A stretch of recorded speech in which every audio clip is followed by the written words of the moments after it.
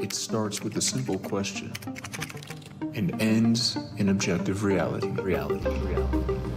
Through our journey from there to here, we find one another and ourselves. And as the next 24 hours breaks free from our last, we gaze onward in reflection of the day. Come to your own conclusions. Stay vigilant. Welcome to the Daily Wrap-Up.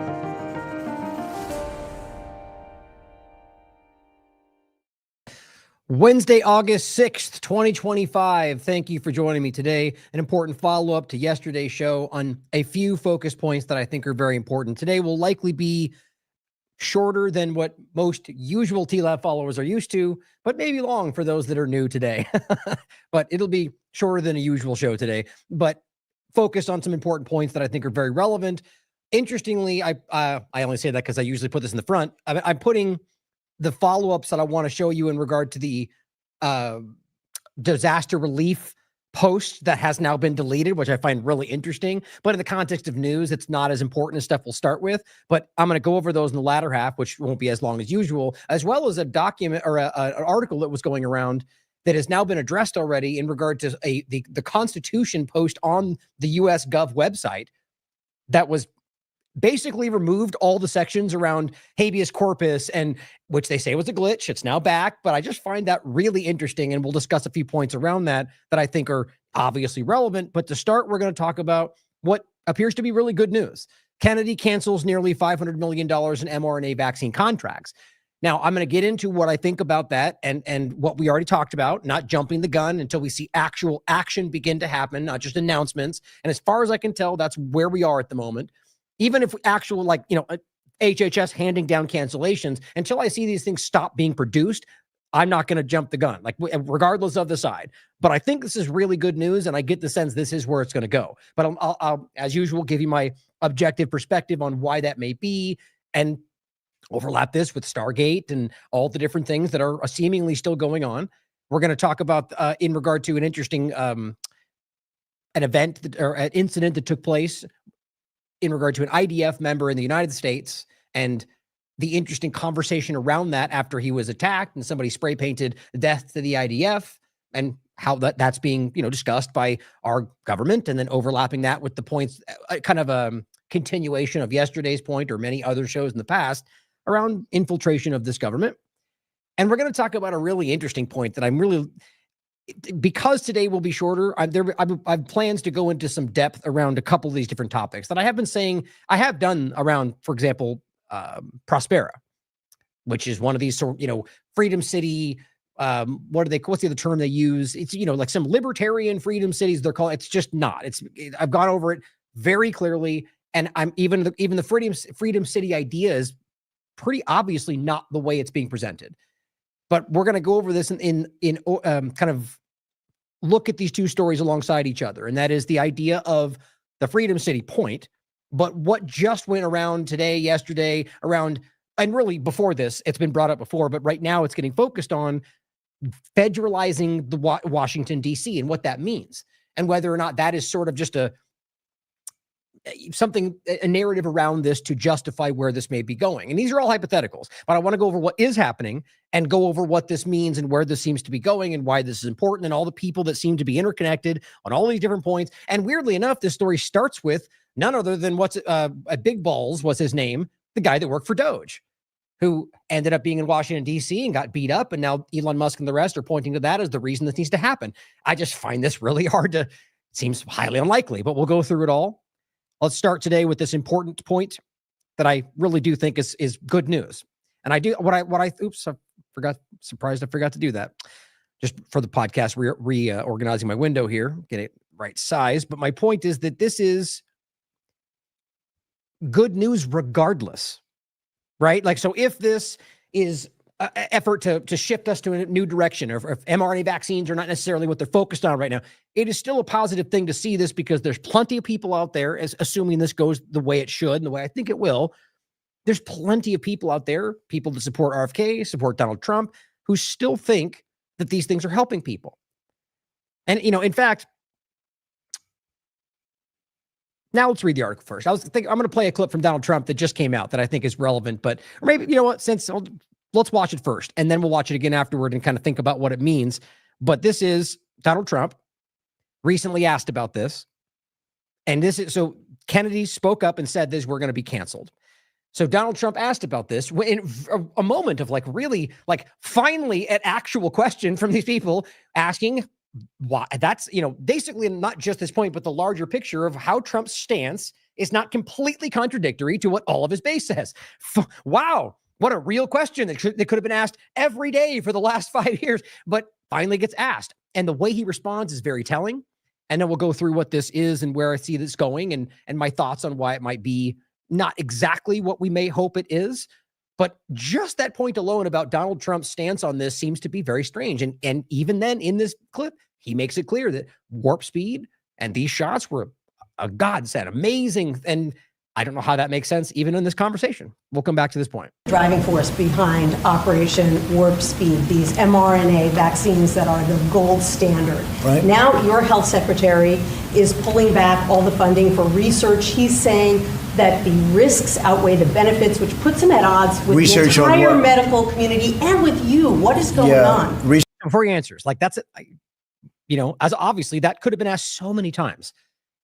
What you keep saying about these being amazing has been contradicted by, every other part of your entire RFK Jr. and your entire base and everything. And he keeps doubling down on this, keeps saying that they're saving lives and it's amazing. And RFK come in saying these things were really dangerous and there's no mRNA in general. And then that's why we thought, okay, wait, Stargate, mRNA platform, self-amplifying bird flu shots, another platform on top, all of these different things. And that's the Stargate was one. There was also the all the different points we've gone over. There's plenty of them. And it just didn't make much sense. And so a lot of us were confused. Now, in a thought of hopefulness and positivity, not that I necessarily think it's where it's going, but we should consider it. Maybe this just is what people have been hoping for. Maybe this is RFK Jr. doing what he said he was going to do and that he has influence over Trump and we're going to finally see it start going.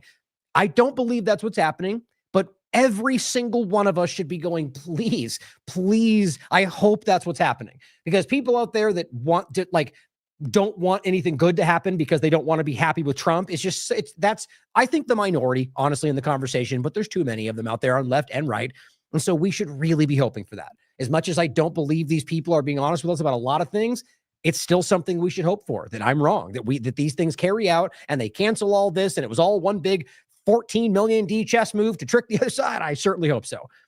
But my point being is that this is an indication of that maybe going in that direction. All the other points we keep seeing, I just don't think are what they claim. The gain of function, and really, I'll go over this couple more points as we go forward, but there's been a lot of deliberate, on the surface, deliberate manipulations. Gain of function was not ended. They all pretended they did, and they just didn't do that. And so they lied to you. So if this was the way it was going, why would that be necessary, right? Or the lies about any number of other things that are sort of being repackaged when it's not really what they are, which I'll go to some other points in a moment. Let's keep watching this. Research on what? Into risks outweigh the benefits, which puts him at odds with research the entire on what? Medical community and with you. What is going on? Research on what? Into mRNA vaccines. Well, we're going to look at that. We're talking about it, and they're doing a very good job. And, we're going to look at it. Doesn't feel like a ringing endorsement. It sounds sort of like, well, Tulsi Gabbard said this. I don't care what she has to say. That's the feeling, not it's been discussed and we canceled it, but well, we're going to look at that. We're going to discuss that.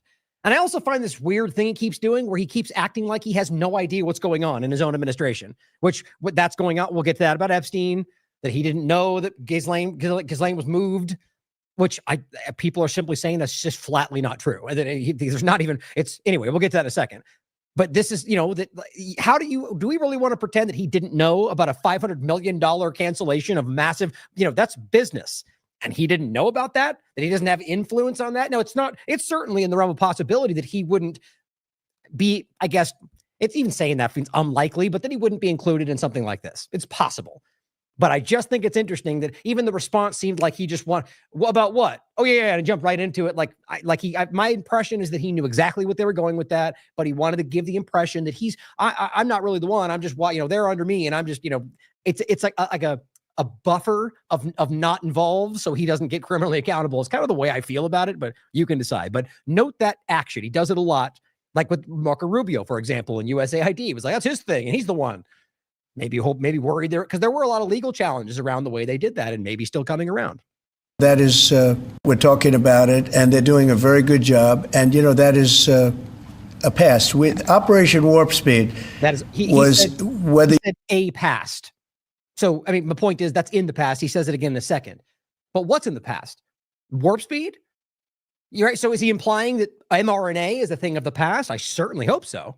But, there's indications all over the place that's not really the direction. I mean, $500 billion Stargate program doesn't just get tossed aside, especially with all, I mean, I certainly hope it does, but with Oracle and OpenAI and SoftBank and all the Israel infiltration around all of those things. That's just, that's true, but that's how I add that because I think that's important. But doesn't that, I mean, that's an AI mRNA platform around cancer is the way they framed it. But so you're just going to stop all, I mean, that's just seems hard to believe, but I hope so. You're Republican or Democrat, considered one of the most incredible things. Right. Okay, I'm going to let the rest of it play. Those are the points I want to get on the opening, but listen to what he says, because I think the fact that he still praises this is hard to stomach. Good job. And, that is a past. With Operation Warp Speed was, whether you're Republican or Democrat, considered one of the most incredible things ever done in this country. The efficiency, the way it was done, the distribution, everything about it has been amazing. Sure. But, that was now a long time ago. And we're on to other things. But we are speaking about it. We have meetings about it tomorrow at 12 o'clock, and we'll determine. We're looking for other answers to other problems, to other sicknesses and diseases. And I think we're doing really well. Yes, ma'am, please. Yeah. Non-answer, right? That's the typical way, but that's not him. It's politicians. That's what they do. Doing great things, and we're on the way. We'll talk about it and we'll get there. And, there's no real definitive answer about his contradiction to what he says, right? I mean, and so one of the things, what he says there. But, that was... this is why I always stop it when I'm listening, because I forget. Now a long time ago. And so, a long time ago. It really obviously wasn't, not in the context of other than maybe the 24-hour news cycle that makes everybody think yesterday was infinite time ago. But I think what's happening is I think he's so used to being able to just suggest what people should think about a thing, and they all do. Right. And so in this case, it's sort of like, oh, Epstein, you're still talking about Epstein. That is insane that he even did that, knowing that everyone knows what largely his supporters thought. So that's him trying to coordinate, trying to manipulate you into going away from what you believe in, because he said, oh, I'm not supposed to think that. Okay. Didn't work. Right. So now they're trying to do other things. Same thing here. Oh, that's old news. We're going a different direction, which is worry. What I worry about is something I mentioned a few times already, but really now is when it's starting to look like that's what might happen, or I worry about, is that it's not necessarily about the injections anymore. That whether it ever really was, guys, I honestly think a large part of what it is, as we can see the direction now, was about wherever this technocratic, AI-driven whatever is building into, and the genetic overlap. Like we talked about the bio-digital convergence. We've talked about the idea of patenting life. All of these things have to do with what they gained right there. Yesterday, we talked about Illumina Inc., an Israeli overlap company. We actually, by the way, mentioned Microsoft on top of that. Just today, there's a story about Microsoft overlapping with Israel in a data issue. That's exactly what I talked about yesterday. The point, though, is that you can see how all of these things, these moving parts around COVID-19, the genomic information, the surveillance, the everything, it overlaps with not just the AI part, not just technocracy, but how those things intertwine with the biological direction. Like in regard to the bio-digital convergence, or the idea of the fifth industrial revolution, which he tells you, Klaus Schwab and every one of the rest of them, that when those things would happen. And they tell you that's where we are. Now, think about all that, in the idea that, so when they go, we're going to go away from mRNA, and again, hypothetically right now, it hasn't technically happened yet, but that we will be talking about, what other aspects are involved in this. And he said alternative. Now, does that mean not mRNA? Or does that just mean no longer mRNA injections?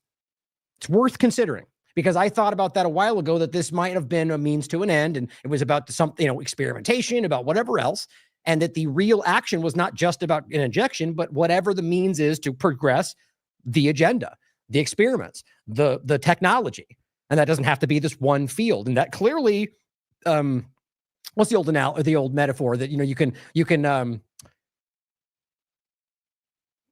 was it shear a sheep once? I forget how that goes. But the point being is, you can do something once or you can, go all the way and, like essentially, if I forget the term for it though, but if you go too far, you can, you can let's just make it, you can slaughter it once, but you can shear it many times. I don't think it's the term, but the point is you get the logic of it is that I think that's what they did with that narrative is they went way too far and people are like, no way, not even most Democrats at this point are like very concerned about at least that direction as far as I can see.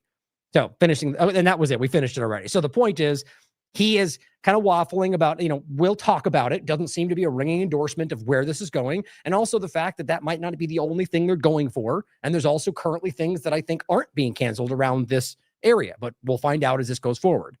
So here is the article from New York Times.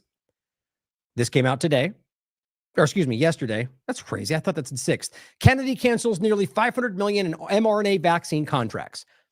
Now, in this is riddled with all sorts of pro-COVID-19 vaccine, lockdown. Everything we did was great, which, by the way, seems to be kind of what Trump is saying, but not, he'll not say lockdowns were good, but clearly everything around the parts he was involved in the vaccine side of it, he's involved in everything. But RFK Jr. has canceled nearly $500 million in grants and contracts for developing mRNA vaccines. Not just everything mRNA, overlap, genetic, and if we're talking about alternative stuff, remember, there's all sorts of intertwining problems with that on the alternative path too, or the idea of genetic treatments. Like that's what this ultimately was, genetic editing, not really injection. So that right there could be a deviation. But it says the Department of Health and Human Services announced this, and this was announced yesterday. It is the latest blow to research on this technology, as they frame it. In May, the Department of Health and Human Services revoked a nearly $600 million contract to Moderna, which we talked about. But remember, that was that carried over. Now, it could just be something they just fell by the wayside, but that was allowed to go quite far until, as they say, where was it? In May, they finally did pull back that money. But as we highlighted, there was progress. I mean, that was going. That had been awarded just before they took over from Biden, and then it carried through. And then we were like, well, Stargate platform, self-amplifying shot. So it's kind of makes sense. And then they pulled that one. I said, okay, well, that's good. But what about all the others? It kind of doesn't feel like that makes sense. But so then it goes on to say, continuing, the health department said in its release that the cancellations affected 22 projects managed by BARDA. So I'd love to see what those are. It's my point, guys, is from my research so far. And as always, let me know if I'm missing something. But from my research, it doesn't appear anything is actually, this has been an announcement made. There's been movement probably in the background paperwork side of this, but I haven't seen anything official either posted or actually in action. And trust me, I'll be one of the first to tell you because I really hope this is what's going on. But when the 22 projects, my point is we'll get to find out what those may be. And does that apply to Stargate? Does it apply to all the things they're alternatively or rather tangentially working on? Mr. Kennedy has been sharply critical of the technology, which he has, up until basically getting into Trump's administration, and then waffled about it in places where he was really strong before, or endorsed the team that said these things were safe and effective, both from the FDA and the EPA, everywhere. All the different comments. Even people that weren't necessarily involved in it were coming out and saying, things that, there's a lot of weirdness over here, by the way, like with the EPA overlap with what they were doing with Zeldin. There's so many weird things going on that don't seem to align with what we think their jobs are, which, that speaks to things we've talked about a lot in the past, that their jobs are just whatever they are to keep you in line. But he's been very critical for a very long time. Same with the MMR shot, and also then turned and said that one was okay. There's something going on here. I think we all knows that. In a video posted on social media on Tuesday, he claimed incorrectly, New York Times claims, that mRNA vaccines do not protect against respiratory illness, like COVID and the flu. He's right. That they drive viruses to evolve, some people will have an issue with that, and that a single mutation in a virus renders the vaccine ineffective. Now, regardless of that side, an important conversation, my point is really about when we're talking about the respiratory issue, right? The idea was, based on the logic from before, not necessarily buying all of the narrative around the idea of these things, but the idea that I think it was Dr. Bhakti who made it clear that you can't vaccinate in the shoulder for a respiratory illness. Even Fauci made similar points, and yet they all seemingly went forward with this because we were being tested on it. I think that's pretty obvious at this point. So when he says that, he's right. And all of the peer-reviewed science, or rather, let's be clear, the large majority of that science does also back that up. Now, it's not like a headline that says they don't work for respiratory viruses, but if you read the actual data and talk to the experts, that's what these things are clearly showing you. And look at what we went through. Look at the outcome, guys. It's pretty obvious. And Trump still sides with these things. And it says that they drive viruses to evolve and that the single mutation could change that.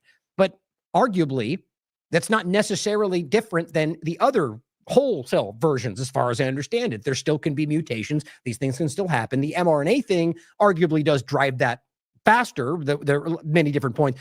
Faster is probably not the right word. More, I guess that works. Rapid, like you see more manipulation happening.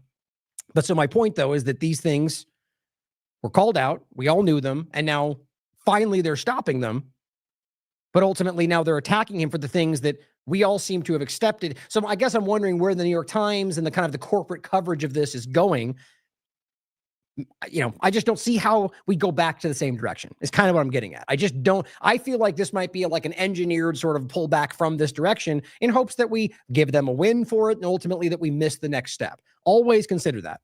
Now it says the health department said it will forever or favor other types of shots over those using mRNA. So that's also interesting.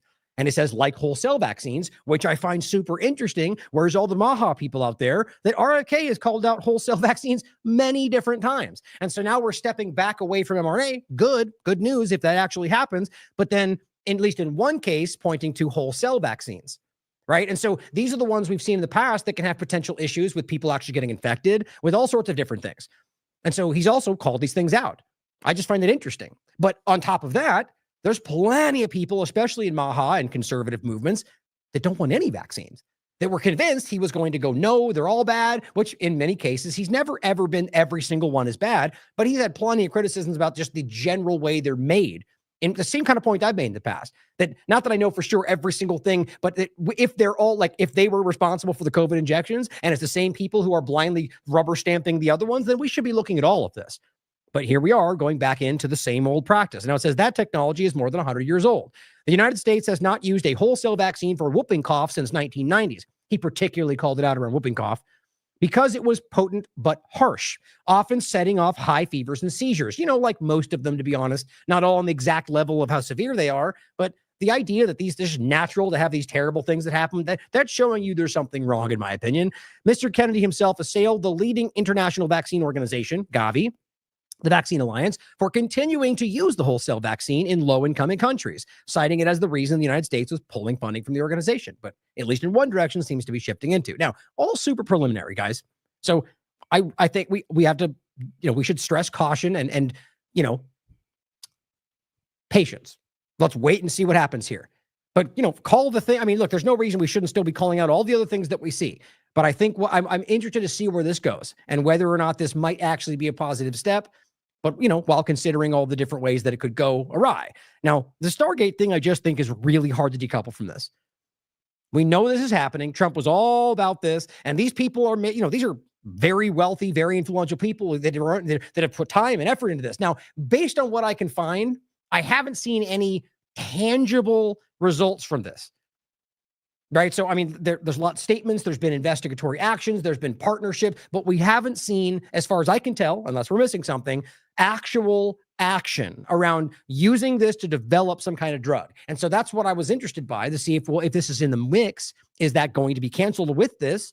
And, and is that, or is it going to be left away? How do we see this? Will he market these as genetic editing for cancer, which is really what they are, right? So I will have to wait and see. But I just find it hard to believe that this platform for specifically mRNA AI-driven drugs is going to be removed when so much has been put into it. And this one, by the way, this is the self-amplifying bird flu shot. It seems interesting that these things would be pulled back after they started under RFK's administration, or rather Trump, but RFK being in the administration. Realize, this happened in April. So what are we to make from that? The reason I'm pointing this is because he was there. So does that mean that he wasn't making these decisions, or did he make them and now he's changing his mind? I mean, how do you make sense of that? So all of this just leaves me uncomfortable. What's actually happening here? Will it go in the right direction? I'll go back to the original point that regardless of their intent, if they actually stop mRNA in any direction, I think that's a positive outcome. All that really shows you is that by our awareness and our constant, calling them for their BS, they're ultimately forced to take steps like this that, even if it's just a steam release, a release valve to get us to stop paying attention. We caused that by calling these things out. And that's the real point of what we do here. All of us, everyone, you in the chat, keep holding their feet to the fire so they can actually, whether they want to or not, whether they are good people or not, do what is in their best interest. And right now, let's hopefully make that whatever we're calling for, like as the people of this country. Now, this again is the clip that we just played in the beginning. So as Brad Miller says, too few Americans have the balls to call Warp Speed what it is: treason. The COVID op is still killing Americans, and yet most people refuse to care. So here's Donald Trump today, or rather, I believe this was today, saying it was amazing that everyone, Democrat, Republican alike, think it was amazing. That's just not even true. There's plenty of people in Congress that will call it out, but really not do anything about it, because I think that's the biggest problem. But what do you guys think? Where is this going to go? And I think we should put a pin in this until we see more action, but get ready for the waterfall of people coming out and telling you this just changed the world, right? Already changed, which I'm one to point out. This is a very great step, at least even the nod toward it. But as always, we get people that jump the gun. I'll make even the point about, like, I actually took it off today because we don't have as much time. The Obama thing, the alleged grand jury, which it wouldn't surprise me if they go forward with something. But it's just been announced by the corporate media and Bondi that nothing has actually, as far as I can tell, from either the DOJ or anywhere else, actually started or happened. Like, I shouldn't say it like that, because they could be doing things, but there's no DOJ post about it. So as far as we're concerned, it's simply been floated. And I don't know why anybody out there would keep, there's people that I usually point to who keep reiterating as of today that it has been convenient, it is going on, and is convenient. Well, maybe, it wouldn't be surprising, but it hasn't technically happened yet. And how often have we seen things that state and then something shifts and that we wanted to, but now we can't, whatever. It's just, the point is how often they don't actually come to pass. And weirdly, it overlaps, we'll get to in a minute, about the Epstein thing.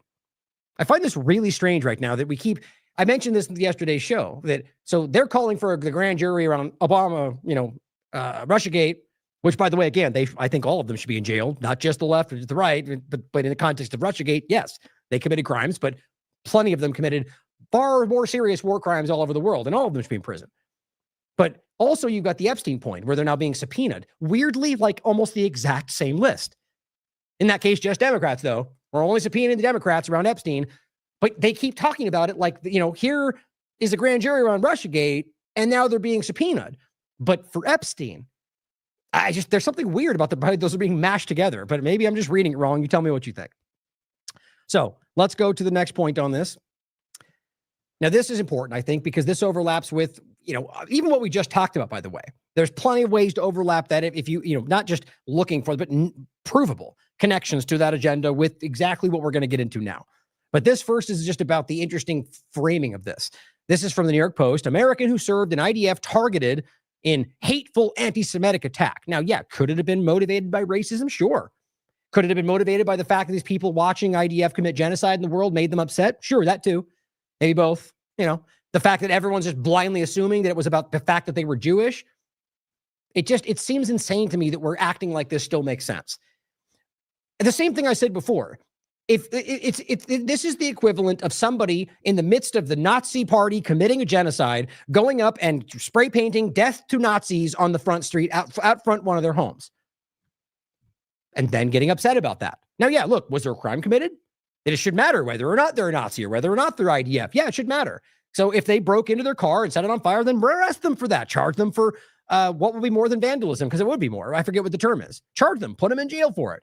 But to then make this about something more and then turn it into some national event when you obviously understand that the whole world sees what they're doing. And look, it doesn't mean just because he's in the IDF, therefore he should be called guilty.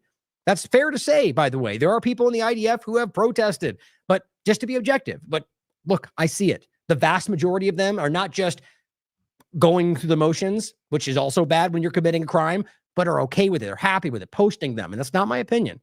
There's a lot of the people in Israel, though, that do call this out. But my point, though, is you understand why somebody who's watching this live streamed, watching their own politicians tell you that it's okay, children starve to death, and then get upset about it. Right? I mean, it's like the simplest thing in the world. And then watching somebody come home in their IDF uniform and just being outraged about that. I'm just saying you can understand why somebody might do that. Now, this is being framed everywhere you look by American politicians as anti-Semitic and hateful. Well, didn't we just get done talking about from the Republicans that hate crimes and hate speech were really fake things? Crimes are crimes, speech is speech. I don't understand why we think this crime's more important because you think, before even knowing for sure, that they had racial intent. Even if they do, how does that change the crime? What's the crime? Violence, vandalism, or, anything, murder, then it should be those crimes. It shouldn't be murder plus because they did it for bad reasons. It's all subjective and it's used against us in every possible case. So, American who served with Israel. So to me, I find that important as well, as we're going to go through this next clip. Why in the world, in any context, it's okay for an American to go work in a foreign military? Is that okay? Can they go work in China? I don't even think Americans can go to join the British Army, but here we are where people are drifting over to a genocide committing government and working with them and then floating back into the country. No big deal. I mean, that seems wild to me. I'm not implying anything other than the fact that that should upset people. That one, it is a contradiction. Two, it's obviously a security risk in the way they're framing everything else. But he's an American. He has a right to come into this country, but he also has a right to own the actions they're committing in that genocide. Not to the point of crime, not to the point that he has to, but if somebody wants to come up and say, I think you're committing genocide, you know how crazy that gets today? People are acting like you should be put in prison for the rest of your life because you hate Jews. Did anybody even say that? You're committing a genocide gets turned into that, and that becomes the issue. So an American who served with the IDF has his car torched and had death to the IDF scrawled outside. That's the gist of it, by the way. So you tell me how anybody who is an investigator, a detective, a judge, anybody is going to go, well, must be Jews. It must be hatred. You can easily go, well, maybe that played a factor. Maybe that was the driving force, but we don't know that. Clearly, the IDF committing genocide might just be enough for people to be upset. Hateful vandals, because the New York Post is so objective these days, right? Hateful vandals targeted the IDF veterans' home in St. Louis Tuesday, according to the head of Trump administration and anti-Semitism task force. That was Leo Terrell, who, guess what, guys? Didn't find out about this through the news, didn't find out about this because Trump briefed him. He found out because the Israeli embassy called him. The Israeli government calls people in the U.S. government and goes, this just happened, do something. And guess what he did? He jumped up and he immediately posted about it and has been driving this forward ever since. Based on the fact that it's about the IDF and you're going to turn this, he is the, what do they call him? Yeah, the head of the anti-Semitism task force, right? So the head of you have no rights if it's about Israel in the United States task force. I don't care what you think about it. I don't care if it literally is about racism. The idea that you have an American government task force that is about stopping you from speech is just absolutely insane. But that's where we are. It's not just Trump, but it sure as hell's exploding in this administration. Graffiti scrawled on the road also accused the victim of being a murderer. Yeah, is anyone going to balk at that right now?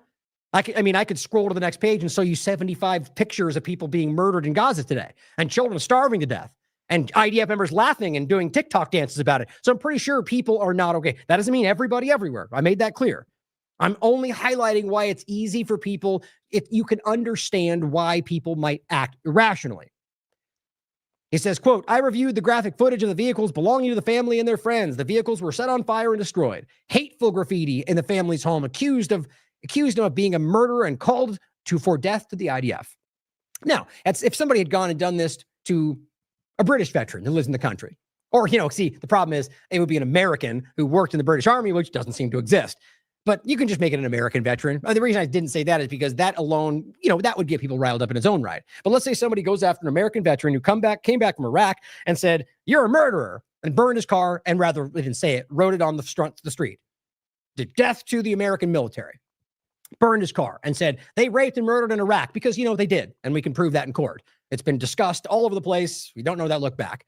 Horrible things, by the way. Some of the worst I've ever seen, to be honest, outside of what's going on in Israel, where commanders were literally people were ordered by their leadership to rape people in front of them. Guys, if you don't believe that, you need to look back at what happened in Iraq. The point is that if they did that to an American military person, that probably would barely make the news. Now, yes, it would cause, there'd be outrage stories about it, rightly so, because it's just, look, the point is about the crime. But you could understand why people would be outraged about it from an American exceptionalism, jingoism mindset. My point, though, is that that would not even come close to the kind of coverage this is getting. I don't know why that doesn't speak for itself. I mean, it does, actually. I shouldn't say that. I think everyone's starting to see it across left and right. But at one, I guess I should say, I wonder why up until now, it hasn't had that weight. Now, it says it wasn't immediately clear how long the victim had served with the Israeli military or exactly when he returned to the United States. Well, that's comforting, right? Who knows? He might be a spy. Who cares, though? That guy's a racist. Meanwhile, cops said they were probing the incident as a hate crime. Okay, so cops are looking into it as a possible hate crime, and yet everybody's already reporting it as an absolute hate crime, and we know it. Because objective journalism is the way to go today, right? No arrests have yet been made. This is more than vandalism. It is a hateful act of intimidation, and only the latest example of what happens when anti-Semitic and anti-Israel rhetoric are normalized. Right, because of the same thing, right? You're not allowed to go, Israel's breaking the law because you must hate Jews.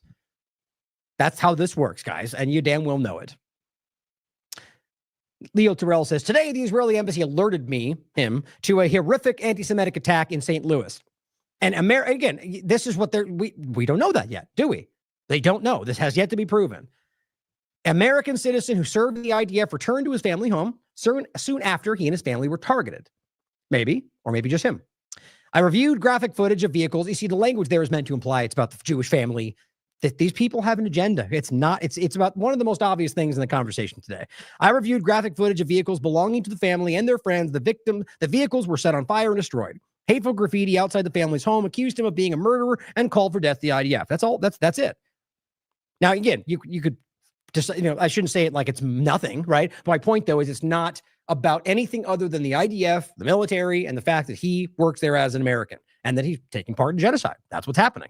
I immediately contacted the FBI, he said, which is engaging the St. Louis team. Right. So apparently, until Israel reached out, this wasn't happening. Alerted Attorney General Pam Body's office. I spoke directly with the family so they know that the DOJ task force to combat anti-Semitism is on this. I'm outraged. Anti-Semitic violence has no place in America. Well, violence, right? That would be the point. Violence. No, violence is okay. Anti-Semitic violence is completely off limits. Not in St. Louis and not anywhere. We will pursue every avenue to bring the perpetrators to justice. If you commit anti-Semitic hate crimes, you will be caught. Now, if you do this to white people, half don't really care. We'll feign action. But yeah, you say you sneeze hard at Israel and we're going to burn your house down. That's how this feels right now. It's like just wildly over the top. And let's be clear, regardless of whether it is about actual racism or not, people who are speaking about like that, anti-Semitic people, pro-Palestine are called that. People who are coming out and saying Jewish people shouldn't exist. It's all still speech, guys. And people that say that, as I always point out, I would say they were disgusting, but I defend your right to say it because that's what real free speech looks like. Not people like this. These are fakes. Now, on the point of what the IDF are doing, let's realize the IDF, I think this is one of like 5 or 6 that I've seen. I forget. I think it's 5. We've talked about this. You tell me in the chat how many times we've shown IDF members whistleblowing about what's going on. It's been quite a few. This was, I think, one of the first I saw. IDF whistleblower admits institutional war crimes are openly being committed in Gaza. Now, you've seen this clip, but since somebody might be new, we'll play it really quickly. Now, this is just him. This is just the opening I've used. And I just want to let you listen to what he had to say. Now, this is why Americans are outraged. Because there's IDF members telling you, we're committing war crimes. You have a Green Beret who are they're now being like ridiculed by Pierce Morgan and people he invites on to shout down at him about what he literally witnessed of them murdering children, or the World Food Program telling you we watch them murder kids and people in front of us. But yeah, you're all lying racists. Here's one of them in the IDF telling you that's what they did. So keep that in mind when Americans get outraged enough to do things, even commit crimes. Not rationalizing, understanding. Do you think that you witnessed war crimes taking place? Probably. The ground assumption is that they are Hamas. And then if you go this way, you're bound to kill people that are not. Now, in a rare interview, one soldier tells us about the reality he says he witnessed. What kind of stuff would they say? There are no uninvolved, only unarmed. This is something that I'm going to carry for the rest of my life. Listen to the whole thing, unarmed are being shot, right? There's no innocent, just unarmed, which means we kill them all. That's the point, guys. Every day we have not just examples and evidence and videos, but of these people screaming that in the Knesset.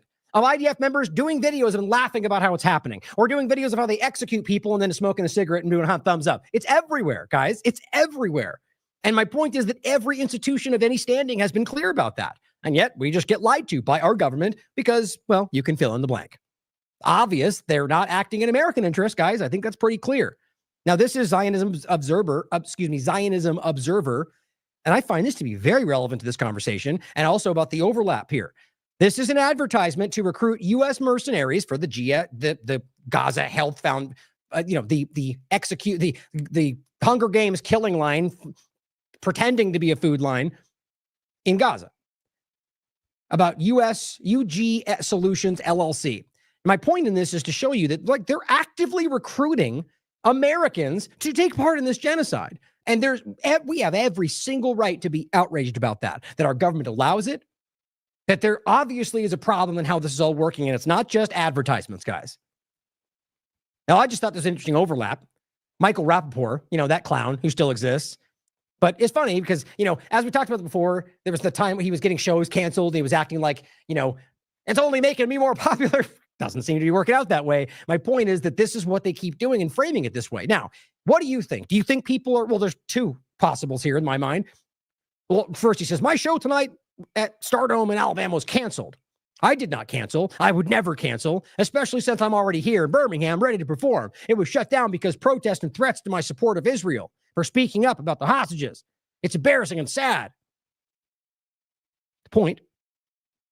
You go on and look at his count when people are, he's framing this as anti-Semitism. That's how this conversation is spinning out. So what do you think? Do you think this is because, one, Michael Rappaport's not funny and people decided they don't want him there anymore because he's, it could go on and on and on? Or do you think this is because people are mad about him supporting a genocide? Third, do you think it's because they go, you are a Jew and we hate that? But we set it up first. We organized it. We planned it. We sold tickets. But then went, wait a minute, I didn't even know, despite you folding that in with everything you are today, but never doing that before this all started. I mean, guys, the point is obvious. Americans everywhere are outraged about this genocide, outraged about the U.S. involvement in this genocide, outraged about clowns like this telling you you're wrong for not supporting this genocide. So people went up and said, we don't want him here, and they canceled it. And all he can do is act like people hate Jews, and that's why I suck at my job. No, you just suck at your job. And people don't like you because you're acting like some kind of a child who's, he's acting like somebody who is gaining every day by watching what's happening, right? By watching children starve to death, by watching people get murdered, and acting like this is some kind of a positive shift in the world. It's sickening to me. So too with a lot of Americans. And that's the reality to me. But this is the best they can do, right? Make it all about religion and racism because Zionism has lost control of the narrative. My point, though, is just about trying to frame everything like that, when in reality, it's mostly about the fact that you're committing genocide or supporting it, like the IDF member. Now, two quick points I want to include, since we're going to get into more of Gaza and Israel in one of the next shows. Daily Drop Site News reported this. Now, this has to do with the starvation. Now, you guys, I bet you 99% of people here are already well aware that Gaza is being starved to death. Why? Because literally every possible standing position is telling you that. And all the evidence is showing you that. I mean, every single thing in this conversation, other than Israeli propagandists and governments that are controlled by them, are literally proving that to you. But it's being denied still by people in, the governments we're talking about. But Drop Site News came out and made a very clear report on this. And this is via Channel 13, Israeli media, leaked Israeli records. So this keeps happening, by the way, that Israeli media will literally prove to you what we're telling you, and your own government acts like it's not true and calls you racist. Guess what? You're anti-Semite for reporting what Israeli media is telling you the Israeli government is doing. Leaked Israeli records show government pursued starvation strategy to force Hamas surrender. You know this, though. Why? Because if you pay attention, even remotely, Ben-Gvir said it 13 times. Smotrich has made it very clear right up to this day that they're starving them because we don't want to help the terrorists. Well, that means you're starving them, first of all, which is a crime, as well as the fact that all the people that are innocent, as well as all the people that are your hostages, or rather understanding that that's just the way they would frame that. The point is that this is a major provable story that is now even further fleshed out to where Israeli media has put out records that show you that they planned to starve them to death, and yet we're still being lied to. Channel 13 has published internal Israeli document transcripts from March 2025, revealing that Israel's war cabinet knowingly restricted all aid that they claim would break Hamas. Now, whether you think that's even the reason they did it, the point is that it's not secret. Remember right in the beginning, no food, no water, no fuel. And yet we just pretend, or rather the government pretends that we don't all see that, which shows you who's driving the bus, guys. So you can watch this further. I recommend you read it and listen to it. My point is just to understand, which we'll go into more depth soon, that they know we see it and they still do it anyway. This same point, this is the woman we just ridiculed all over. She's the one that went on an interview on CNN just yesterday in our show and just rattled off. I mean, the level of beheaded babies, the level of either she is embarrassingly uninformed or she is lying on purpose. That's the only two things that can make sense in this. And it's horrifying. Even the guy on CNN was like taken aback. Like, are you serious right now? Are you actually arguing that no one's? And the point is that she said something that just I thought was all of it was absurd. She claimed that she's been in Gaza and seen all the locations where they're using hospitals as human shields. Oh, you mean even though journalists can't do that? I mean, how embarrassing. But see, they don't think people are this smart, but they are, and we're seeing you. But here's on Piers Morgan, Israeli hostage negotiator Gershon Baskin told Piers Morgan that his government is committing war crimes in Gaza. And Hamas told him twice in writing that they will release the hostages and a commitment to end the war in August last year. How many more things do we need to see? This is a guy who literally works for Israel who's telling you that. And yet this American woman's trying to lie to you about what she was told to lie about. It is just embarrassing to watch right now. So the real question continues to be, what is going to be the breaking point here? Right? What will stop the government who knows you see they're lying to you from lying?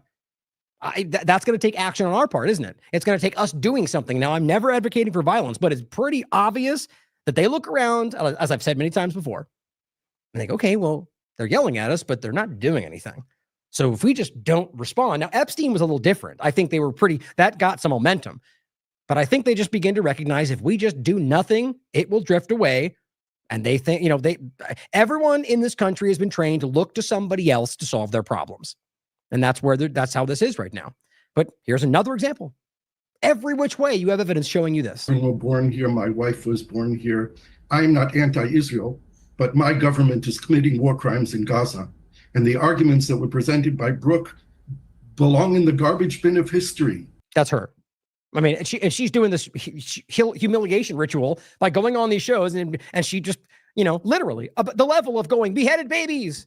And, all the different arguments that were made there, I could go down the list of, the calendar and the fake CD-ROM. The point is that that's the level of the narrative she's giving. And anyone with even the smallest amount of insight, even on places like CNN, are like, come on, we've evolved like an entire year beyond those fake claims. And now they have new fake claims, but she's back there in the beginning.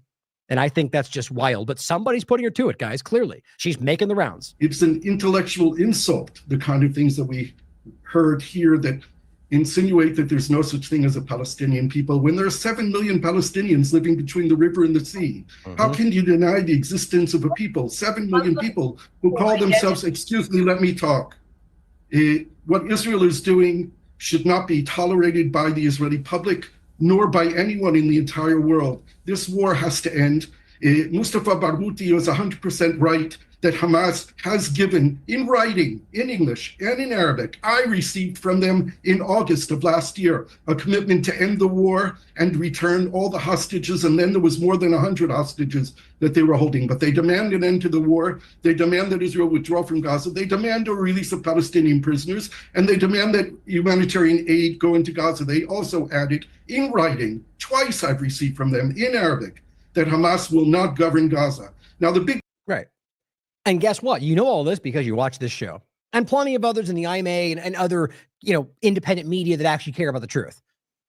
Think about that, though. You knew this if you watched us for the first week of this conversation, at least some parts of that. The reality of the lies about what Gaza is, the lies about the occupation, the lies in regard to it still is, right? I mean, it's just, this.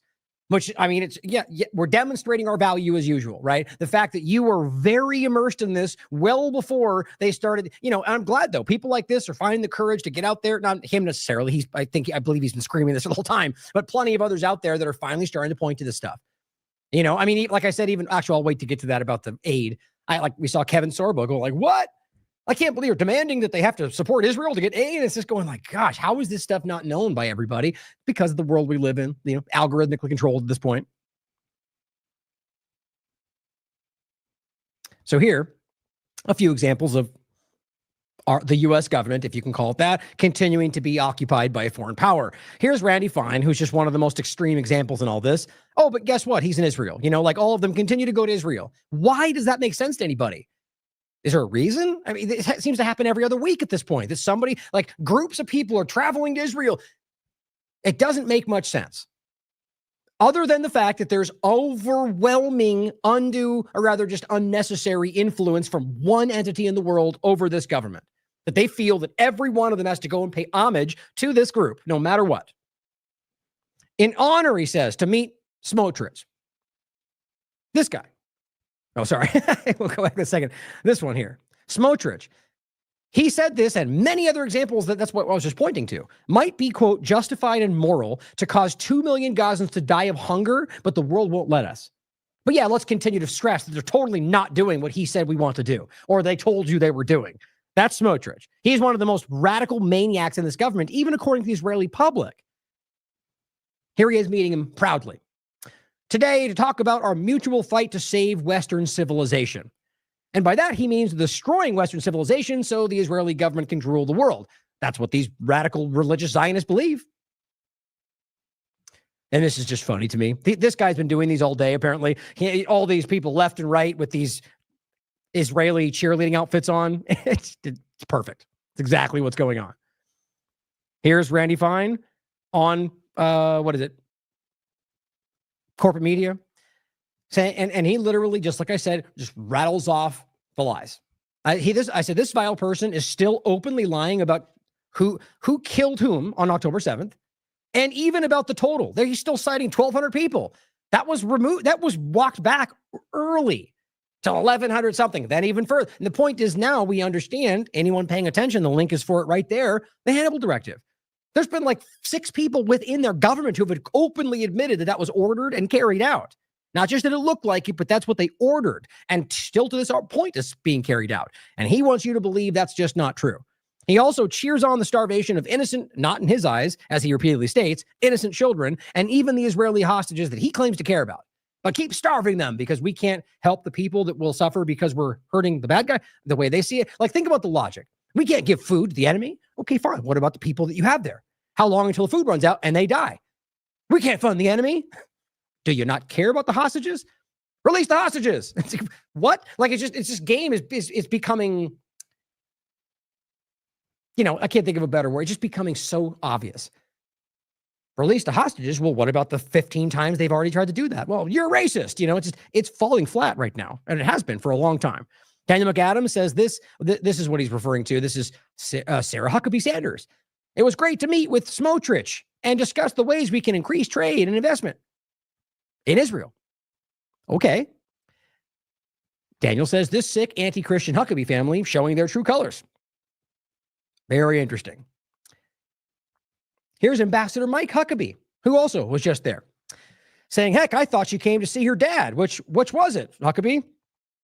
What does that mean? Is that supposed to be an undermining point? You know, and this is Netanyahu. Prime Minister of Netanyahu met this morning in his Jerusalem office with Arkansas Governor Huckabee. Why is a governor going there? Why are any of them going there repeatedly, over and over? I think you already get the point, guys. I think everybody everywhere is starting to get the point. Police, he says, you both went to see your daddy. That's a very weird. They're like laughing about the fact that they're all going over to pay homage to the foreign government.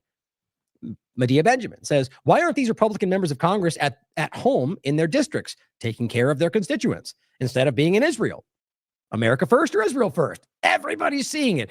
And these are underling, young, whatever people. I don't think every one of them are in Congress, if I can just eyeballing it. But I think the idea that you got these tours where they just bring all these young politicians and they learn real quick what they're supposed to do, what will get them to the top.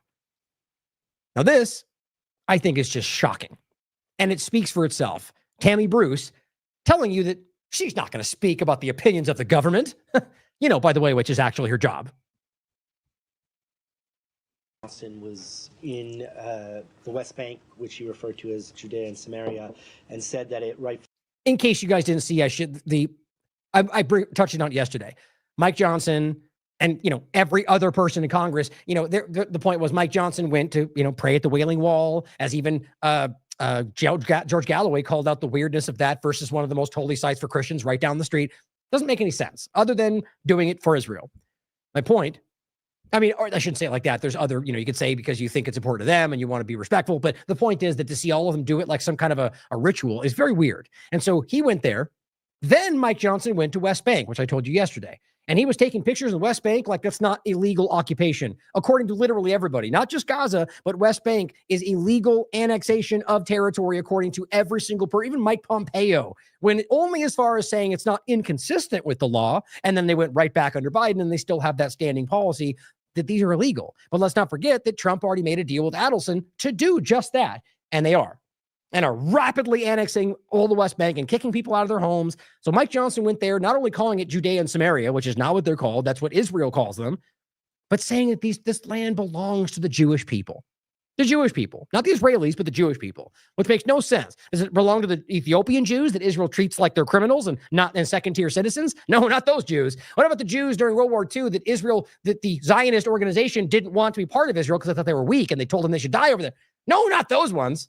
Clearly, it's about Zionism, guys, and it's about control. The point, though, is that either he's played by it or he's doing this for the agenda. The way she responds to this is mind-blowing because it's not only illegal what he's doing, it also sets a very clear policy that they're okay with illegal annexation of territory. So next time you claim somebody else is doing that, you better be allowing it, right, if in this same logic. But the way he responds, I think, is important. It's good. Belongs to the Jewish people. Is that official U.S., which he referred to as Judea and Samaria, and said that it rightfully belongs to the Jewish people? Is that official U.S. policy? And if it's not, what is U.S. policy towards basic question? I have said this about other diplomats who've spoken their minds, including Ambassador Huckabee. Certainly, that's not. If there's a policy in that regard, you would hear it from me. So I think I can say that. I'm not going to speak for him or characterize his words in any certain ways, but clearly that is his opinion. But it's not the opinion of the U.S. government? Well, I'm not going to speak about opinion of the government. And if there's a policy regarding... Again, that's a job, by the way. ...the status in any region of the world, but certainly in the Middle East, I would wait to hear it from Secretary Rubio and President Trump. All right. How embarrassing. Right, you mean Trump that's currently allowing that and made a deal with Mary Adelson to literally allow that? They're just cowards, guys. Tammy Bruce is actually just, they're all ridiculous to me. I just think she's just clumsy about it, but so too are they, all of them. And that's what I said, by the way. Let me grab this for you, just so you guys can see in case you haven't seen it before. That keeps happening with this, by the way. I hate these things. Miriam Adelson and the Haaretz article about her basically making a deal, with Trump. I absolutely hate these things. There we go. Trump is desperate for Miriam Adelson's cash. Her condition, West Bank annexation. Very, very, very public. It's not a secret. And they're doing that now. So I said, so who exactly will speak about the opinion of the government, Tammy? That's what you're supposed to do. I said, you might just be worse than KJP, which funny enough, people somehow took as not as bad. My point was clear. They're all ridiculous. The point was just to say, because KJP was just like a special kind of stupid in this conversation or just really bad at the job. The way she conducts these things, it's just, I honestly think it's not that she's as bad as some of the worst people we've seen, but just that all of them have been put in a position that's near impossible to defend, if not impossible. And they do it anyway, because their job is to blindly support Trump or whoever's in power, no matter what, regardless of your principles, regardless of integrity. That's where we are.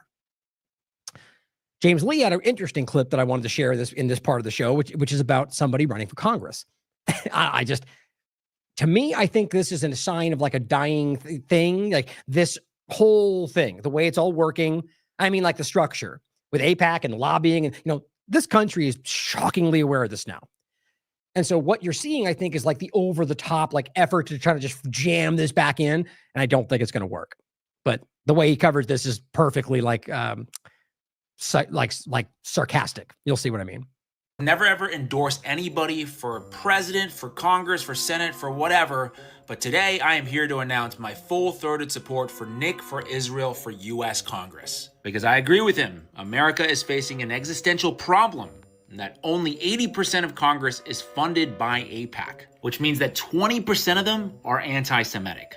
Guys, that's actually posted on his site for his campaign. Underlined. That 20% that aren't funded by AIPAC are anti-Semitic, which all that means is they're in a backward way proving to you that AIPAC is going after every politician, everyone they can to influence their opinion. How long? And that's not even technically lobbying outside of the way they do this for many reasons is not even really lobbying, in my opinion. It's bribery, but that's what lobbying is. The point is that what they've done is turn this into an like every moment, all the time, funding or pulling influence when they decide, and they're dictating policy. It's very clear. Remember that AIPAC was supposed to be registered as a foreign agent. JFK wanted that to happen, and then he died. I'm not even implying that's the only thing involved in that conversation, but it's clearly one that matters. On his website, how can you argue people that just don't take funding from that group are somehow racist? That's called desperation to me. Okay, you see this chart. The blue, politicians bought by AIPAC. This is good. Red, anti-Semitic. Not good. We need people that are going to fight for common sense policies, patriotic Israel first policies for America in Congress. Okay, policies. Guys, just so you know, like for the podcast, that's actually what that says. Nick for Israel, and that's his name, by the way. I forget you're not all seeing this. Nick for Israel. That's what his name is. Or that's the way he's framing it. So it says Nick for Israel for U.S. Congress is committed to governing not just for those who voted for him, but for all Israelis. My patriotic Israel First platform for America is built on the following common sense policies. Patriotic Israel First platform. That's crazy. For America in Congress. Okay, policies like granting Israel 3 Senate seats. Yes, absolutely. Provide tax credits to companies that move operations to settlements in the West Bank. Establish Benjamin Netanyahu's birthday as a federal holiday. Yes, God bless that man. This next one's huge for the veterans. Allow IDF veterans to board commercial flights before U.S. veterans. Declare Tel Aviv the capital of California, Oregon, and both Dakotas. And as a California resident, I am 100% on board with this. And finally, one that we've been fighting for a long time, Medicare for all Israelis. Yes, healthcare is a human right for Israelis. If you want to donate, you can go to nickforisraelforcongress.us. But if you're a little short on cash, no worries. Simply like and share this message if you, like Nick, believe that America is all about faith, it's about freedom, and it's about Israel. Yeah, so just so you know, the point is that this could very well be something that was organized in a way to be a criticism. You know, my point is just to highlight this overlap with Congress and what they're doing. Right. So he even added that background like music. He's very clear. He's trying to make a point that he doesn't mean what he's saying. But my point is that these people in Congress that you can very clearly see, like on the surface, advocating for Israel it's exactly what the point that he's making here. It's obvious that what they're doing is not America first, arguing that what we need, in every possible way. I mean, the crux of it is that they're telling you can't say things if it's about this country. Always shows you the obvious. You can criticize the U.S., you can be racist against anything except Israel, even though that's not really what most people are doing. I just think that's ridiculous to me, just over the top. Now, this is interesting in the continuation of this. We talked about this yesterday. Now, Glenn Greenwald called this out. This is about the Times of Israel article that essentially argues that the Epstein files were used against Trump to put him back in his place. Seems very interesting to me. Which you watched yesterday's show if you want to read through it. Trump, Israel, and the Epstein files. And it says, just the start, it says, the Trump and his administration criticized Netanyahu in Israel, and now the Epstein files are haunting him. And they go on to make a very clear case about, well, he did this and did that. I don't think that's even accurate. I don't think they're even at odds. But what's interesting is if they are, this would the use of these as a coercive tool would say 2 things: that he is on the list, and that's how they use it to control him, which wouldn't be that hard to wrap your mind around with what's going on in the world today. But I just wanted to reiterate that. That's very interesting to me. It's being put out there by Israel, by the Times of Israel, no less. And Glenn says a Times of Israel blogger strongly suggests. Now, like I said, the same thing I reported it as. It's not stating that as a fact, or even saying they're controlled by the files. but it is clearly like that's what he's suggesting with like right on the surface. But there are others that are reporting this as Israel says they control, like that kind of way. That's typical mainstream alternative media. One suggests, then threatens that leaks about Trump's involvement with Epstein are Israel's punishment for Trump's refusal to bomb Iran more. He warns it really doesn't pay to start up with Israel. I mean, it's wild to me. Now, here's what's crazy. He literally cites exactly what is happening there. Not even an opinion to it, right?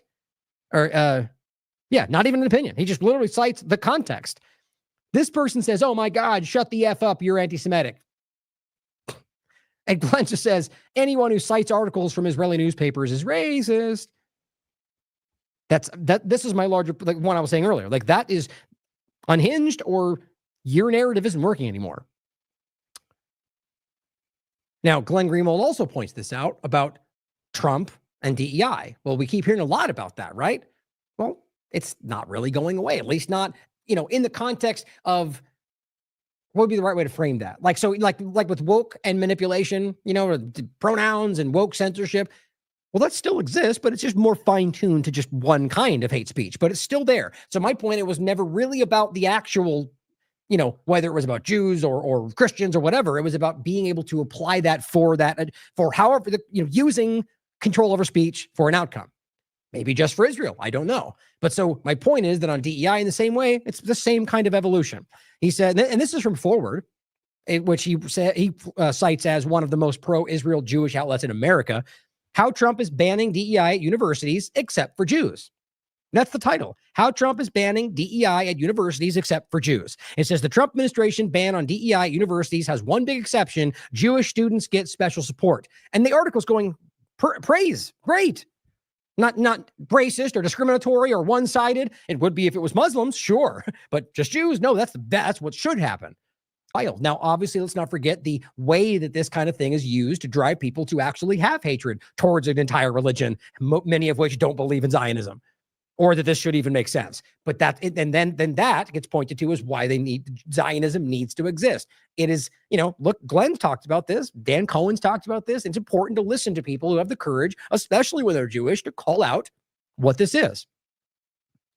And he says, not only is Trump not banning DEI for Jewish students, but he's aggressively expanding them and forcing colleges to adopt them, or removing funding. And that's totally that's totally free speech or compliant, or, the idea is that you're using these tools to coercively change what people are doing and saying. There's no way else around that. Glenn Greenwald also points out, just making the point, and he says he sees, I actually continue to find it really fascinating that someone like Glenn is right here with us. Right. And I think that doesn't change that. I think, regardless of whoever was around it, I still believe this, and I'll stand by what I believe is right, regardless of how unpopular it is. But I find it really interesting that people at his level are now like, you're occupied by Israel. I just think that's so crazy to see that we got here finally, the awareness of what's really happening. Members of Congress spend their recess in their home district, he says, and then shows a caption of Israel. Can't talk right now. Quote tweets the Prime Minister of Israel account that says Prime Minister Benjamin Netanyahu met yesterday evening with an AIPAC organized delegation of Republican members of Congress. Yeah, and so he frames it as members of Congress spend the recess at their home district. There's really no way to misunderstand that. Ian Carroll, who has been really quiet lately, not that has to mean anything. I just thought that was interesting. He was, prolific out there. And if you look at this is one of the only a few things he said in August, or just like over the last couple of days. But he comes out and captions Tom Emmer, who says, this week I have the honor of leading the delegation at AIPAC. Everywhere you look. Ian Carroll says, our whole Congress takes a recess to avoid voting on the Epstein files, release, and instead go and kiss the wall and say hi to Bibi. He says something much grosser than that. But you're anti-Semitic for noticing. Treason.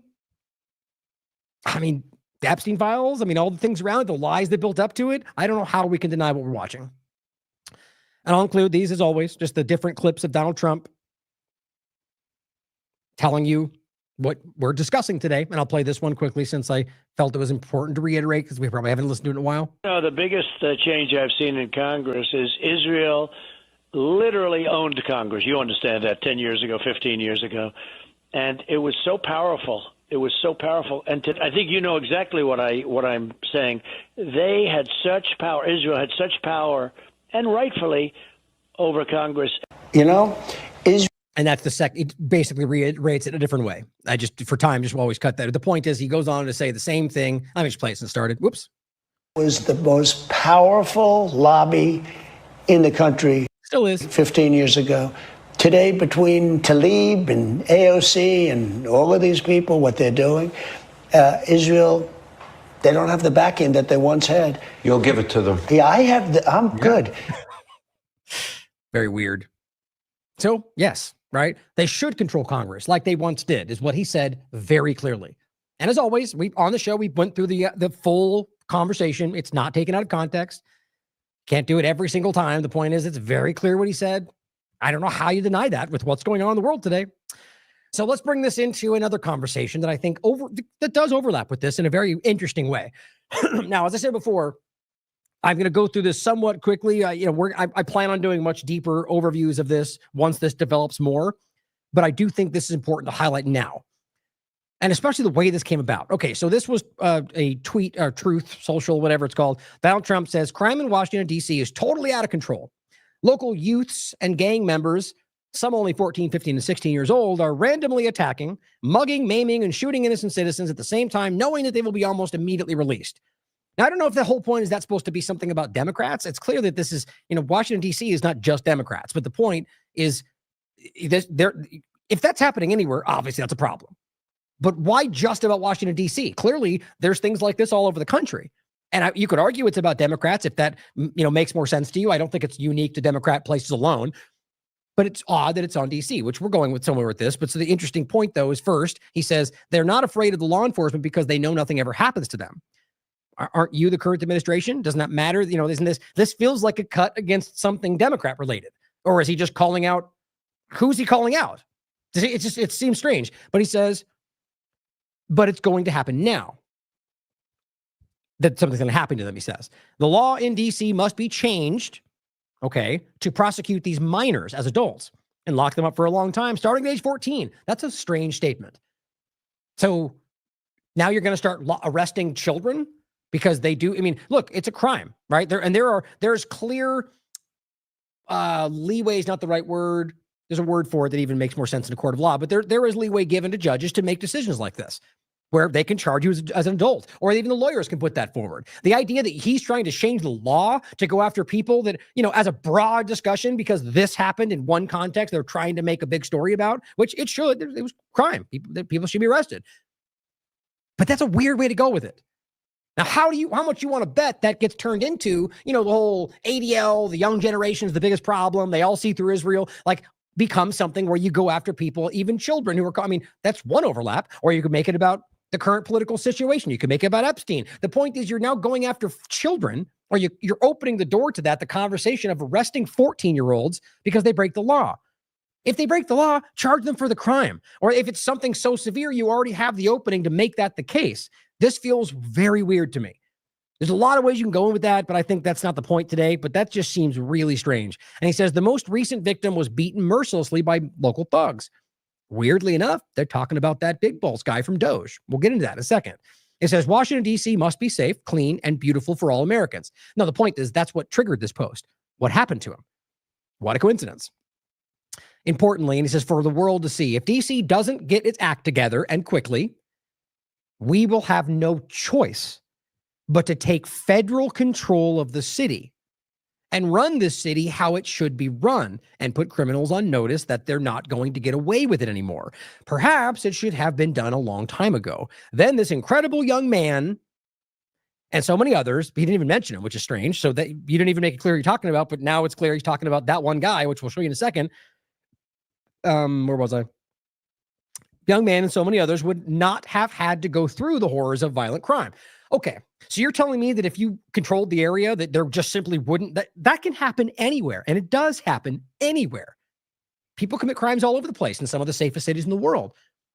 So this is, as usual, taking advantage of this to achieve something, which anybody being honest with themselves with what we've seen well before even this administration knows that they're not trying to solve this problem. They're trying to use this problem to begin something new. And that's what like Bruce Fine just said in our last podcast on Fine Points.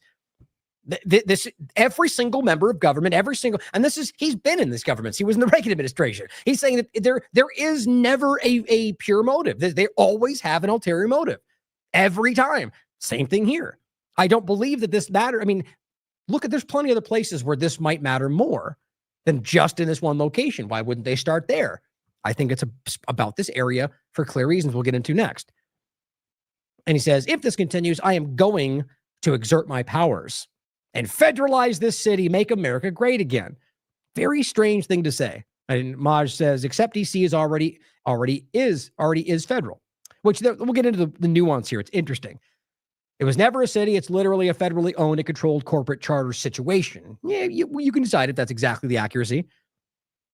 But Elon Musk says a few days ago, a gang of about a dozen young men tried to assault a woman in her car at night in DC. Yeah, there's police for that. That's a crazy thing, and it shouldn't. If it's continuing to get out of control, then there's people that could make decisions for this local area. Now, the question is whether it should become like every other location in regard to like a state. We'll talk about that too. That's been called on for a long time. But it says a Doge team member saw this was happening, ran to defend her, and was severely beaten to the point of concussion. But he saved her. Doesn't that just seem insane? Like, what are the odds of this guy from Doge happens to be there and it becomes the impetus for why they want to federalize Washington, D.C. and turn it into maybe a freedom city? Maybe that's one direction it could go. Let's talk about it. Doge worker, Big Balls, that was his little, what do you call it? His tag, whatever you call it, what do you call that? It's just his name, the name he used when he was online. Doge worker Big Balls bloodied after DC attack. Trump must call to federalize DC. Doesn't that just feel like a really sharp, very interesting. But I just want to show you that because that's he was involved in this. Now here is Alex Jones back in February highlighting this guy, or rather the discussion about it. And it says, massive Big Balls Doge update, because they all weirdly talked about this thing for a minute. And it says, Trump sides with Musk and JD Vance to bring Big Balls back into the Doge fold. Right. And now it just doesn't exist anymore. Clearly, that's what it was all about, right? Saving money that didn't actually happen that way. Actually, I forgot that I was going to talk about this in another show coming up, but I will show you this real quick. Oh, it is right here. I forgot I did add it back. Doge overstated its savings of its largest cuts by 97%.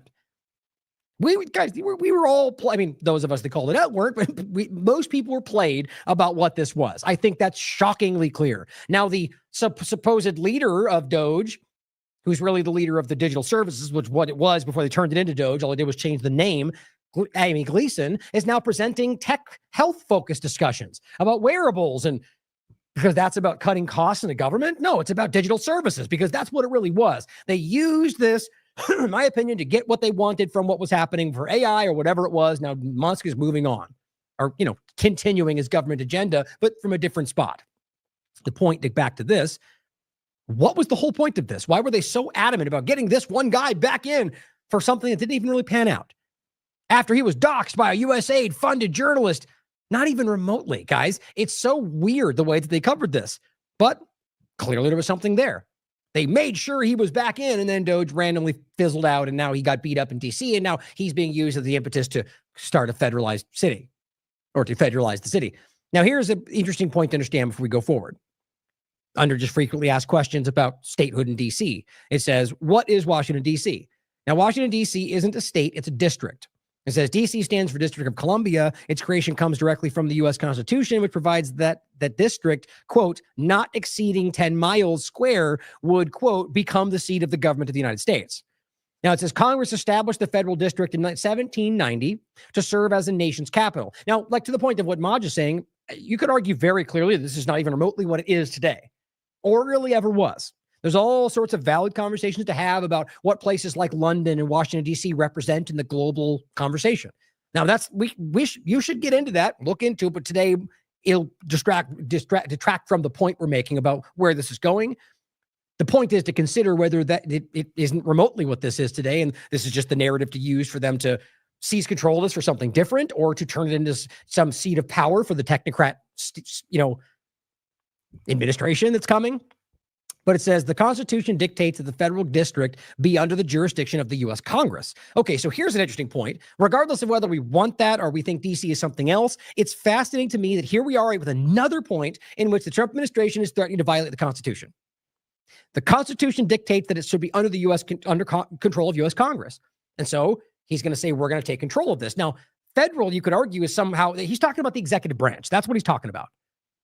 And is in that point, is he even actually talking about taking control of it and turning it into some kind of a state? That doesn't seem to be even remotely what they're talking about. So to me, this seems like the reality is, as it was laid down, that it was supposed to sort of be the seat of power of Congress and how it ruled through that. And that then changes the dynamics of how that works in regard to legalities. But you would argue that if it's this location central to the power seat of everything in this country, that they wouldn't just let it dwindle into chaos and people would be beaten up and arrested and drug rates through the roof and like every bad thing. It seems strange. Now, it goes on to say, what do residents of D.C. want? Do they want statehood, or why? And it says the people of Washington, D.C. deserve the same rights that the people in the other 50 states enjoy. District residents are required to fulfill all the obligations of U.S. citizenship, paying taxes, voting, and all the stuff that we all hate. Yet, for over 200 years, we have been denied, that's how they're framing it, a voice in our national government and sovereignty over our local affairs.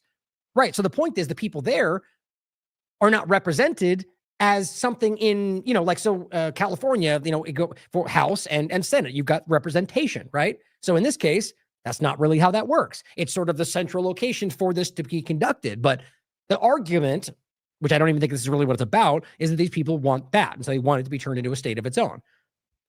And it says, admitting the residential and commercial parts of D.C. as a state will at least give us representation in Congress and control over our state and local government. Interesting, right? Now, these are just basic overviews. I think it's important to understand that most people don't think about. So this comes to the reason I'm talking about this today. I saw this video. This wasn't posted on August 4th. This came out, I don't know, a month ago or so. I saw this going around. And what she's going to tell you is that she heard a rumor, which is obviously why we didn't get into it, because it's very subjective. But with what's now happening, it's starting to stand out even more. And guess what that rumor is? That Donald Trump is going to take over Washington, D.C. and hand it over to people like Peter Thiel. So obviously I heard that and I'm like, well, that's interesting, but a rumor. But she makes the case that she heard it from a bunch of independent, different people that didn't talk to each other, and it seems to be circulating. So True Stream Media says, if sudden talk of federalizing D.C. is just cover, which is one of the things I'm considering, to turn it into a freedom city, really a technocratic, hellscape as far as I'm concerned, proponents of freedom cities beware. Every group that has ever tried this in history has failed. From the Templars, who were tortured into confessions as an excuse to clear King Philip's massive debt to them, to the Cistercian monk, whose monasteries were dissolved under King Henry VIII rule and their properties and funds seized and divvied up.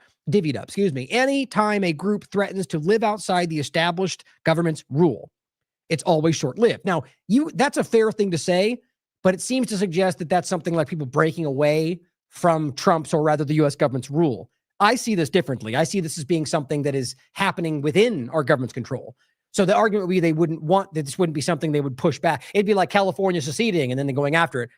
It's a fair point to consider, but I think it's more about the transition of power from their power structure. It says that she goes on to say, or they go on to say, this is especially so under corrupt governments, and probably even more so for a corrupt government in a crumbling late-stage empire.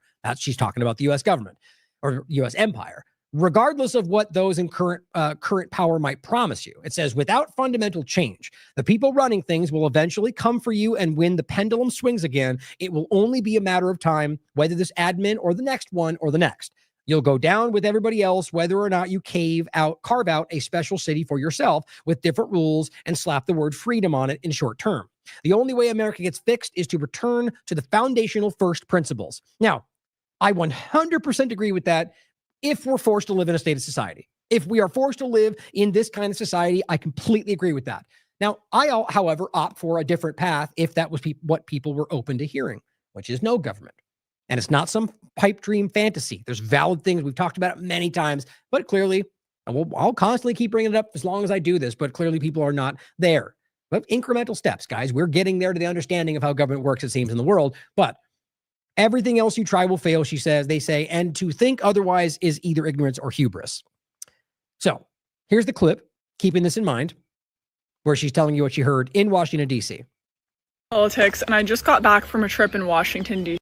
I work in politics, and I just got back from a trip in Washington, D.C., and I want to tell you the absolutely unhinged rumor I heard from current and former federal workers and people on Capitol Hill about what Donald Trump is about to do next, because if it's true, it will alter the course of American history forever. I want to preface this by saying I am not a journalist. What I'm about to share with you is just a rumor, though I did hear it from multiple people who do not know each other from multiple areas of the federal government.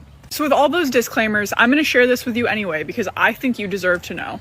Long story short, Donald Trump is trying to give Washington, D.C. to billionaire Peter Thiel. I mean that literally, not figuratively. Like, he is trying to give a billionaire control over the land and the people within Washington, D.C. The specific rumor is that instead of granting Washington, D.C. statehood like its residents have been demanding for years, he wants to actually roll back the little bit of independence that they already have of self-government. Apparently, he's considering turning the district into what some call a freedom city. Proponents of freedom cities advocate for areas and territories that are governed and owned completely by corporations, so essentially corporate colonies. So there's no federal government oversight, there's no state government oversight. Essentially, these freedom cities are ruled by CEO kings. So from what I'm hearing, the Trump administration is exploring abusing DC's existing status as a district to make it the first freedom city and give it to his billionaire buddy, Peter Thiel. This is a disaster for reasons I shouldn't have to elaborate on. Obviously, that would set an incredibly dangerous precedent.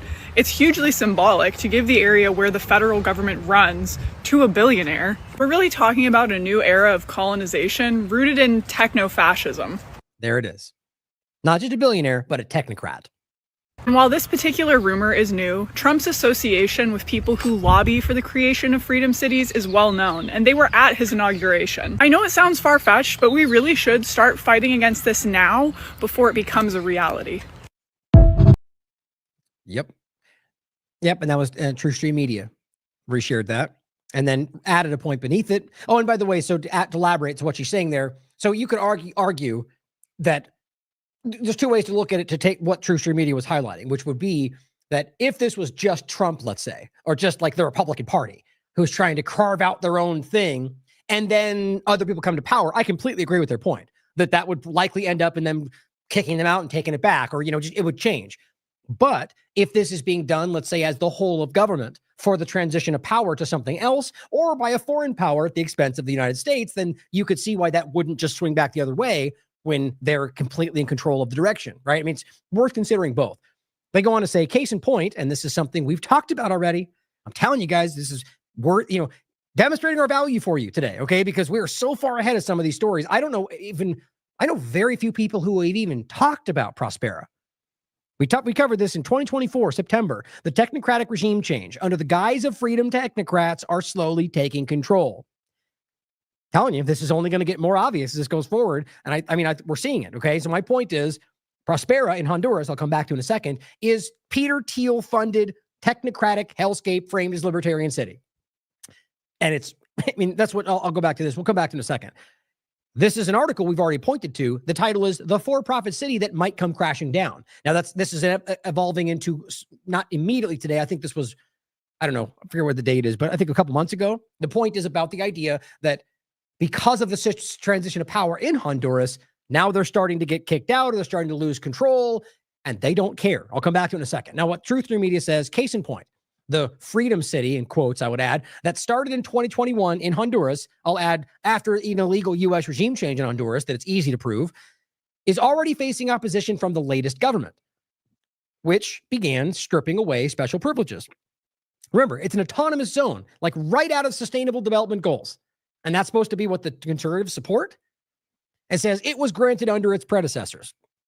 Same as it ever was. Same, wherever the land is, you will deal with its government's instability and corruption, no matter what promises get made to you in a short term or what your contracts say. Now, they're taking this, from the idea that somehow that Prospera is like, whether they think it's good or not, they're the ones being like lost in this because they hope that the government would maintain it. I see it different. I see this as ultimately as this is a trial balloon for exactly what they're rolling out, in other places, and maybe what she's saying might happen in DC. Very interesting, isn't it? Now, again, remember, I'm going to go over this in depth as this develops, but this is important. Watch this show again. This is what this is. The quick rundown, okay, is that in 2021 or before, there was an illegal regime change carried out with support of the U.S. government. And before that, they were trying to do this and they couldn't get it to happen because the government wouldn't let it. Then they carry out a regime change, and then they're able to create their autonomous zone on land that was part of Honduras. Okay, then they couldn't get past what they wanted for the special zone. And so they removed people in the judge positions and put other people in there. And then boom, what do you know? They voted in what they wanted. Okay. So they finally got, through corruption and manipulation, their autonomous zone in Honduras. Then from that place forward, there's been criticism. Read these articles that they're pointing to and others about it. It is rife with corruption. There's all sorts of problems in the area. They're starting to absorb, I think, if I remember correctly, I think it's called Crawfish Rock. There's a place that they're absorbing. Like they're literally, expanding out and taking more territory. That there's a lot to get into. The point is to come forward today that they're highlighting, True Street Media is pointing to, is because of switching of power, which I think is, likely it's because right now the U.S. government's clearly stretched too thin. I don't think they're in control of all the things that are happening. They're causing chaos and agendas to spin out, but I don't think, my point would be if they wanted this and they were not overwhelmed with everything else, they'd probably carry out another regime change or probably have not lost in the first place. But other people got into power in Honduras. And one of the first things they talked about was they have to go. We don't want a Prospera here. They're violating the law. They revoked the special autonomous zone designation. But guess what Prospera did? Nothing. They're still there. They're saying we don't care. I mean, it's not saying that, but you can they're not acknowledging that they're being forced out or trying to be. And the leader of Honduras spoke up. I played it for you and said, the U.S. government is trying to commit another regime change. I argued then it was because of this. And that Prospera was probably aware that once that regime change took place, they wouldn't have to leave anyway. But so here we are since then. This was last year. And so they're still there. Honduras doesn't want them there. People around them are saying this is not, and I mean, they're not bound by the law of Honduras. They're not bound by anything other than the CEO king that runs it. And this is why Trump even talks about the Freedom City point, because let it be run by a CEO. Isn't that what America wants? No, not really. Maybe the kind of, as I said earlier, the gaggle of blind followers around any of these politicians. But the whole point is that in these articles, they very clearly point to Prospera as an example of the Freedom City direction. All covered in the show. So here's just one example of these articles, and I think they might even mention it in here. Yeah, right there.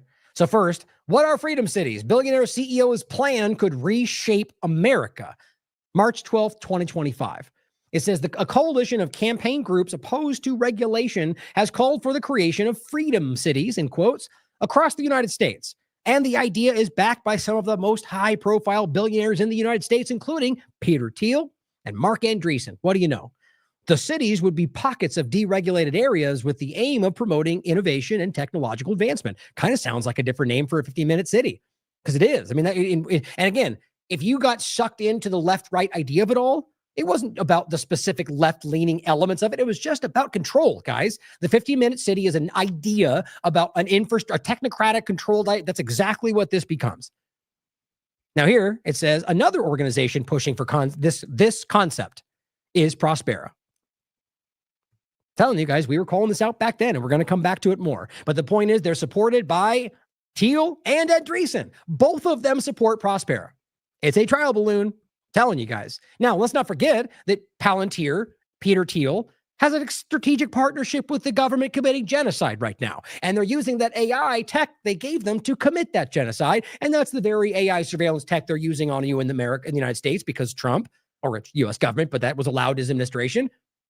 And that's the same concept, the same tech, the same everything that will be applied to this idea. That should worry everybody. Sure as hell worries me. Now, here's a clip I think is relevant to play again. The idea that he very clearly says that it's his mind to defer to Israel. So if you are aware of this kind of infiltration overlap to what they're doing, or CARP or the rest of them, that will tell you that they blindly side with Israel, shouldn't that play a factor? Whether it's about the Israeli Zionism agenda, or if it's just about the fact that government's committing a genocide proudly. Shouldn't that matter that these people are the ones that are building cities, are claiming it's going to be the future of this country, whether or not that's DC? You're damn right it should. What do you think about the use of artificial intelligence, or lavender, by the IDF in identifying Hamas targets? And secondly, do you agree with Elon Musk about that the population decline is a risk for humanity?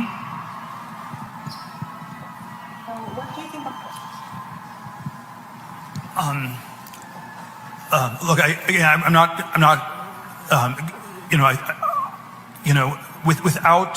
without going into all the I'm not on top of all the details of what's going on in Israel because my bias is to defer to Israel. It's not for us to second guess everything, and I believe that broadly the IDF gets to decide what it wants to do, and that they're broadly in the right, and that's sort of the perspective I come back to. And if I fall into the trap of arguing you on every detailed point, I would actually be conceding the broader issue that the Middle East should be micromanaged from Cambridge. And I think, or maybe back to the question about whether or not your AI tech should be used to kill children. But let's make it about political consideration about governments. My God, I mean, it's the same thing we see in politics, but he's very, very clumsy at it. That's just simply absurd. And so I'm not going to concede that point. And what was the other?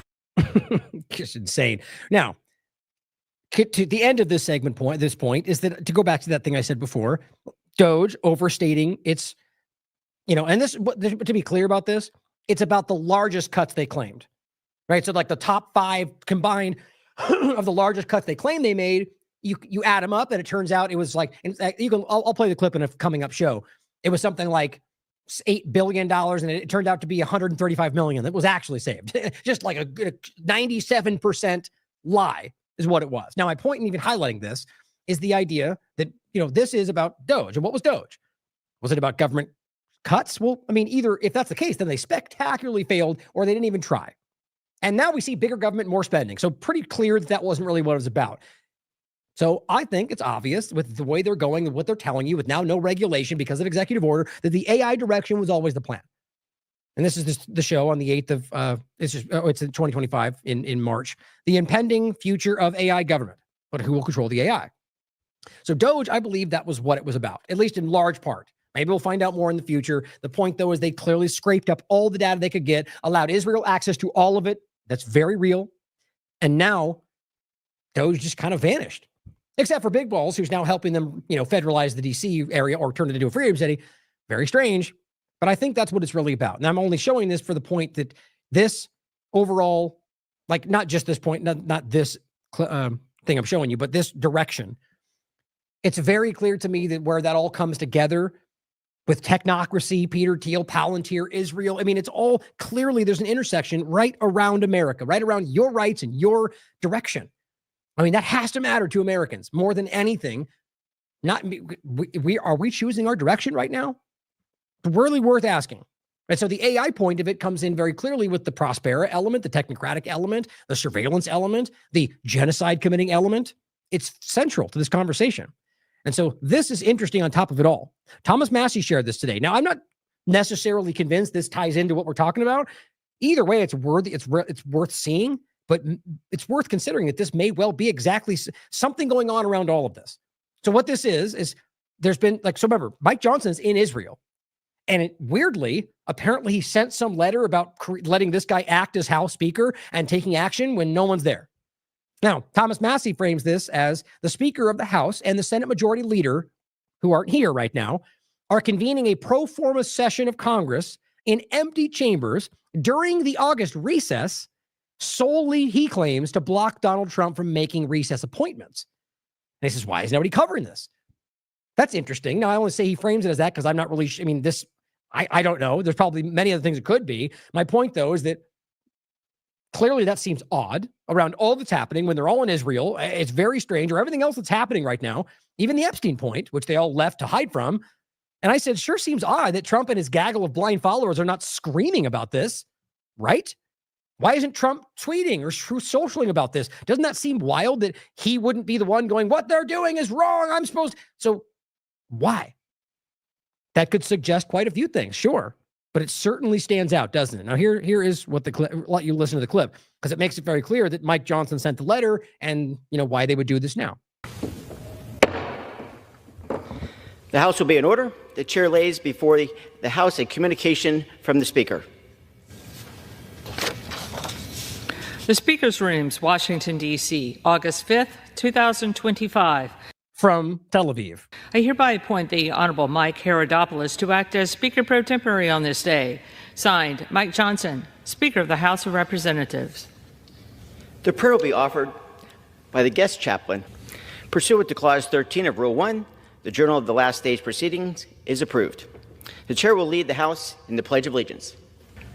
Pursuant to Clause 13 of Rule 1, the House stands adjourned until 11:30 a.m. on Friday, August 8, 2025. 2025 to the Senate.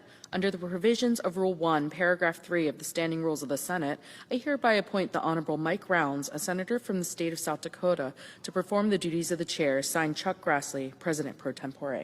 Isn't that weird? Both of them send these out to be done while no one's paying attention. Like, you tell me what you think. I mean, I'm not even sure I'm truly grasping like what this might really mean, other than what Thomas Massey's pointing out. Like, clearly the obvious, right? Like, they could be doing things to be stopping Trump from pointing, but something feels like there's more to this to me. Under the previous order, the Senate stands adjourned until 1:05 p.m. on Friday, August 8th, 2025. Now realize what you're only seeing kind of, the initiation of that, and then like the jump forward to like, the initiation or the end of it. The point though is that Massey, as we'll go back to, is I closed it already, is clearly suggesting that this was to stop Trump from making appointments during this period. So the fact that he's not screaming about that says something to me. Not that I even know what that means, but what that is something like whether I don't think any of them and what no media is talking about this. Like, it seems like nobody wants to see that going on. So I wanted to include that, especially with what we just talked about, with all the different overlaps, where it's going, the shifting of power. Something seems to be weird. Now, I talked about this, a few different things in yesterday's show. The title was Biotech Genomic Data Breach. That was Illumina. Maxwell Obama distractions and disaster relief exposes Israeli influence. So I want to give you a couple of quick updates to that I think you should not miss, the follow-up to yesterday, and wrap up here today. This is actually pretty wild to me. So we talked about it yesterday. It evolved to from the point that this was they first altered the page, and here's the page as it was before. Fiscal year 2025, DHS standard terms and conditions. So you realize the fact they deleted this is kind of insane. This is not just about that one point. There's tons of definitions and standard guidelines that are about all sorts of things, and this one part was about discrimination and funding. And so first, they added the part that said that you couldn't boycott or basically that discriminatory prohibited boycott means refusing to deal or working with specifically Israeli companies. All you had to say was with companies. I mean, any other country in the world, but it has to be only Israel or with companies doing business with Israel. And everybody, even largely conservatives, were outraged by that. Then they changed it. And I don't think I have that up right now. They altered it to go back to just saying some basic version that didn't include Israel. And I pointed it out yesterday. And then yesterday, it seemed that they added it back. I had the live version and it was right there. I'm thinking that's very clear, very weird. They would make this big point to delete it, and then somebody forced it back or somebody did it without them knowing. That's very interesting. And then they deleted it. In less than 24 hours, that page doesn't exist right now. Now, as usual, they could, if somebody really pushes them in a week, they'll go, oh, yeah, we just moved it over here. That nobody knows is there, right? Like, there's always a game. But that is interesting to me. So they've deleted the page that listed that. Now, again, this is not some small thing. This is a 12-page document about all sorts of different, just age discrimination, Americans with disabilities, and now it's gone. Obviously, because of what just happened, and I think it's showing how desperate they are. But I said, and now it appears the DHS has deleted the page. So they got caught, removed it, then added it back, and then removed it entirely. Desperation. Here is Salty Girl simply pointing out the point from before. DHS is straight up lying and gaslighting. Remember, because they came out with this and said there's no FEMA requirement tied to Israeli money. And even they got fact checks saying, well, that's very dishonest because you clearly did it and then removed it and then posted this going, that's not true. And then added it back and then deleted the entire page over the process of the last 12 hours. How do you not see this for what it is? Oh, here we go. I forgot Mel posted this down here. Here's the first, the way it was. And then here's where they changed it to some point yesterday. Federal anti-discrimination law means federal civil rights that protect. That's what it should say in general. You don't have to make it about one or the other. That applies to all of them, doesn't it? But you see somebody out there who has influence over people in this position said it has to be about only Israel, and they complied. And she said, "Why are you lying?" So the DHS is .gov is lying about this. So I have this in the back in the show notes so you could look to see what it said and that it's now gone. Let's refresh though, see if it comes back. Nope, still gone. Very interesting. So on top of that, I don't know how I somehow missed this yet. I didn't miss it, but I think I read it and then didn't digest it. So yesterday you probably laughed at me when you saw me read this, then looked around look for the part where it said literally what it says right up the top. Just to reiterate though, you can laugh at me if you watch yesterday's show. It's right there. It says after this circulated social media, and that's this point. All it's exactly the same conversation about the post and not giving aid to people that boycott Israel. It says after that circulated social media, the Department of Homeland Security had apparently decided to secretly violate the Federal Records Act by surreptitiously editing the file. Here, actually, I should show you this too. Check this out. Look at what it says right here. Now it says page not found, but they still brazenly lie to you by saying the last time it was updated was the 1st. Okay. It's the 6th today. Yesterday, we saw it change twice. And so they're trying to lie to you and say that they didn't, and the page is now gone, but yet it's been the same since the 1st. You realize how desperate this makes them look? They're caught, guys, and they're just deleting everything. That's desperation. My point, though, as to what he's saying is this is legal. This is a crime. They broke the law by altering this information and hiding that they changed it. But then he goes on to say the best part, they forgot to scrub the metadata, and then we talked about that yesterday. And so you can literally prove that they did change it, and they tried to hide that from you. And it's all right here. You break it all down. To be very, very clear, this is not unique to Trump and his administration. Your government's been doing this your whole life, the government. The point, though, is that it's very, very clear that this is getting worse by the moment. On top of that, less important because of how it just ended up so far today, but still really weird to me. This is from 404 Media. Constitution sections on due process and foreign gifts and habeas corpus, which I guess is due process, just vanished from Congress's website. It did.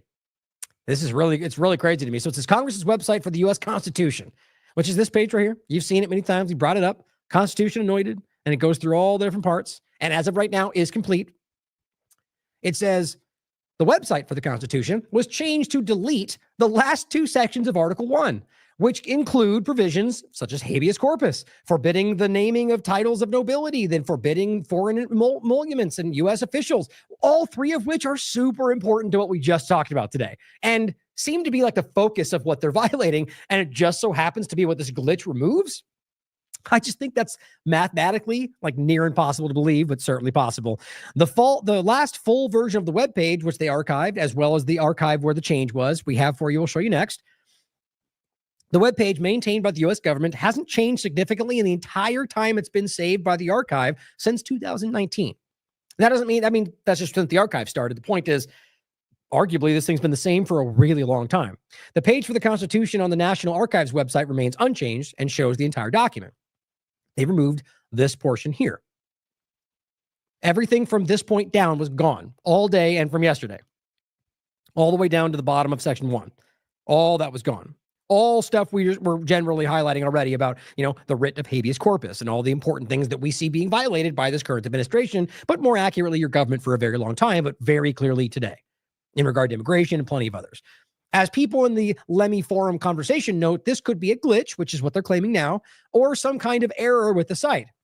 But considering the page doesn't include many dynamic elements, it's just text written out and is mainly a text reprinting of the Constitution, a nearly 240-year-old document that hasn't changed since the addition of the 27th Amendment in 1992, and that the page itself is barely changed at all in the 6 years it's been archived, it's a noteworthy and sudden move.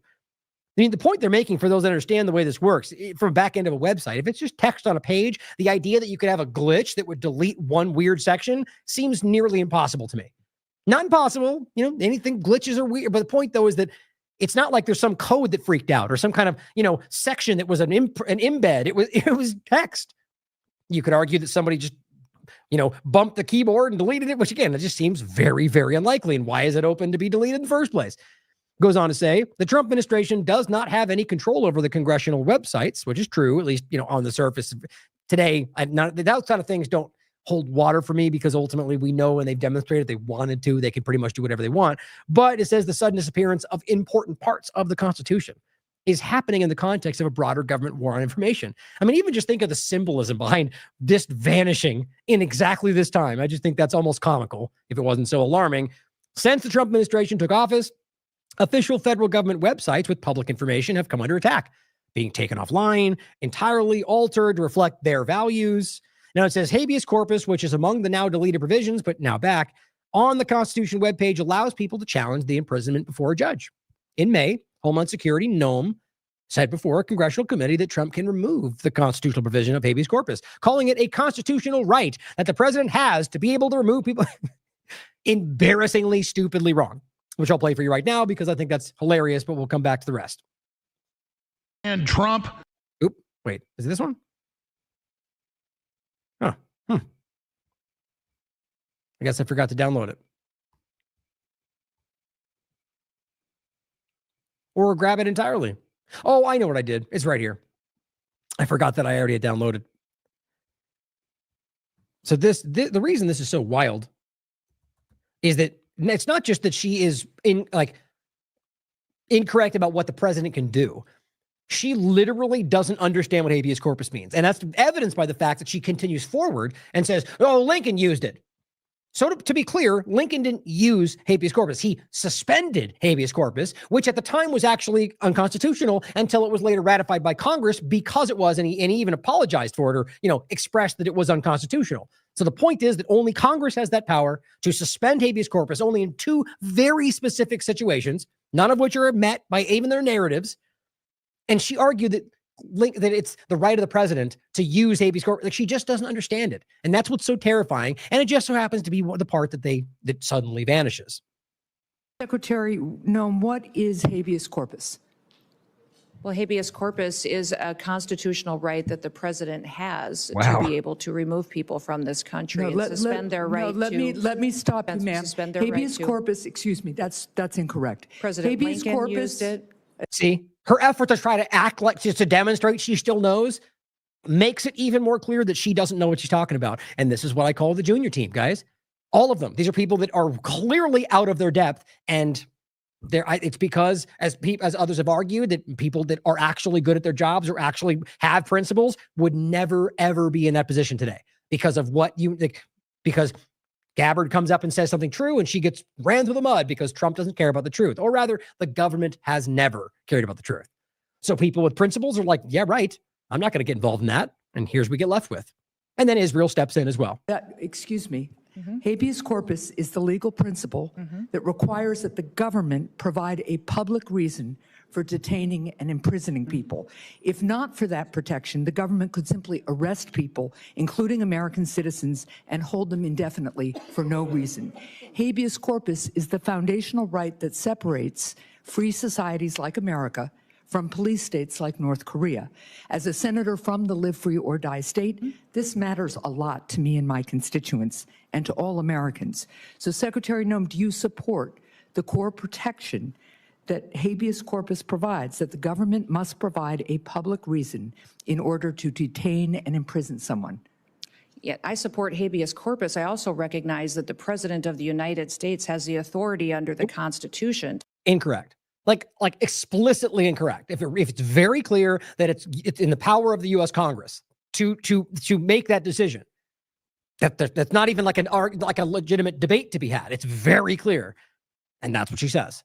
Probably because that's what Trump said, or because what somebody argued, and she has no clue what she's talking about. To decide if it should be suspended or not. It has never Let us be clear, though, it has that this never president... been done. It has never been done without approval of Congress. Even Abraham Lincoln got retroactive approval from Congress. Still blows me away. Now, the point here is this has been added back. You can see right here on the current section, it goes down to 10. And here is what. Oh, just shout out to True Stream Media, by the way, who also pointed this out and said, oh, weird, parts of Article 1 of the Constitution, specifically habeas corpus, just vanish. But they're working to correct it. That's what it said for a minute. Working to correct the issue. You can't just copy and paste it back. It's all it really is, guys. Just very, very weird. Good on them for calling it out. Here, Rolling Stone says, quotes what they say. Due to a technical error, which again, I mean, I would love for them to explain how in the world a technical error can cause one specific section of text from a text post to just vanish. Due to a technical error, some sections of Article 1 were temporarily missing on the Constitution anointed website. Apparently one of the first times we've ever seen. This problem has been corrected and the missing sections have been restored. Hooray for liberty. I mean, it just seems really strange. Now, last points. I'm going to play this clip and we'll do a couple points on the way out. This is about Epstein. You know, you're pretty much already abreast of what's going on. This I find interesting for far more than just about what's happening. You're about to hear Candace Owens say that we were fooled by Trump, which, by the way, shouldn't be a shock to anybody paying attention right now, but it's actually crazy that, I mean, Jones is still trying to drag this out like he always does into sort of like, yes, he's doing bad things, but we still love him and we're going to fight for him, but he might be the Antichrist. I mean, it's this whole little shtick. Candace is just, she comes out when his setup seems to try to make it sound like it's sort of not Trump's fault, but Candace comes out and goes, we were played. I thought Trump was something I thought he was this, but he's not. That is going to be a massive shattering moment, guys. The fact that Candace Owens or people at that level with that many influence or supporters, it's going to change the conversation. And just recognize it's not just about Trump, guys. It's not about any of, they're just pieces in this play. This is about the U.S. government, about the Israeli government, and about the manipulation of our country. And so if you're unable to wrap your mind around that because you think it's only about Trump, then you need to pull back from that. This is much bigger than that. And they're finally either being forced to acknowledge it because it's too obvious, or they're finally seeing it. You can decide for yourself.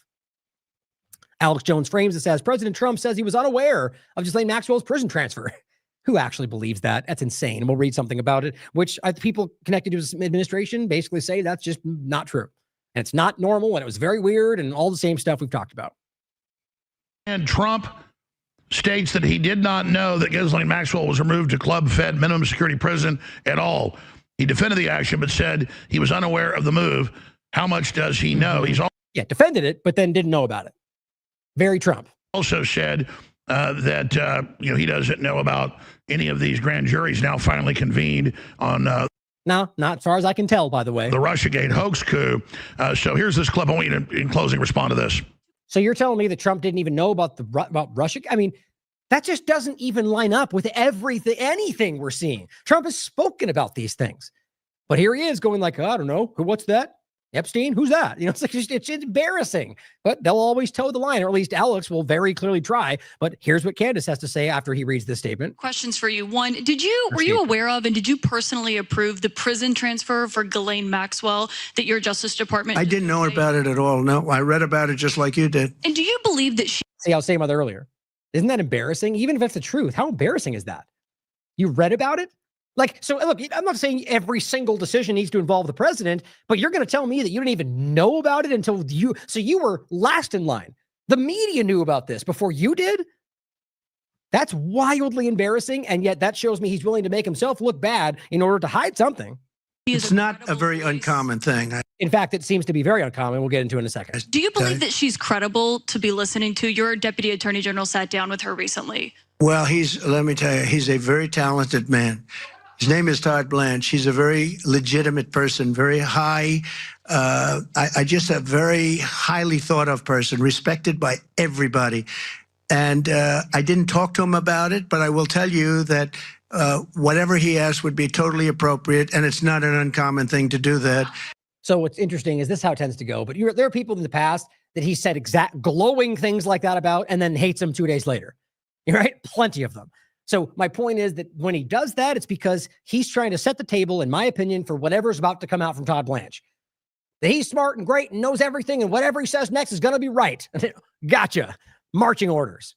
That's what I read it as. You can decide for yourself. And I think he probably wants to make sure that, people that should not be involved or aren't involved are not hurt by something that would be very, very unfortunate, very unfair to a lot of people. Right. So the continual argument that somebody, victims could be exposed. Okay, are they or not? Like, are you claiming that there are names that you're withholding because they're victims, or are you just continue to broadly state that anything we don't show you is probably under that umbrella? Doesn't that matter? And now, Ghislaine Maxwell told DOJ Trump never did anything concerning anything around her. Yeah, we'll get to that in a second. That's as of late yesterday today. The point is, the weird flip. In fact, I'll just quickly show you Orwell's tweet. Simply says how it's all going down.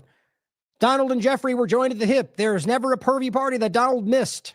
Maxwell is, kind of framing the past conversations. And then Trump, clemency, pardon, immunity, whatever that happened behind the scenes. And now that I think about it, he's never been involved with that. I mean, it's even conservatives going like, come on, like, it's a weird series of events. You meet her, you give her a box of materials. She claims they sings on 100 people, Jones reports, and all the rest. And then nothing happens. And yet now she's going, Trump wasn't involved and they don't want her to testify. It's all drifting into the background and starts to feel that way. And weirdly, that's been my opinion about where it seems to be going this entire time. Now, Candace Owens is going to tell you the exact same thing. People are saying this doesn't look too good, Candace, but I never saw any evidence of Trump as she's saying. So why red carpet her? Because somebody in his orbit is connected. Okay, so just as clear, even the last statement he made was seriously trying to downplay, no evidence. I mean, come on. I'm not claiming there's evidence of him raping kids, but very clearly there's a mountain of evidence that he's very close, including that Epstein called him one of his closest friends for 10 years.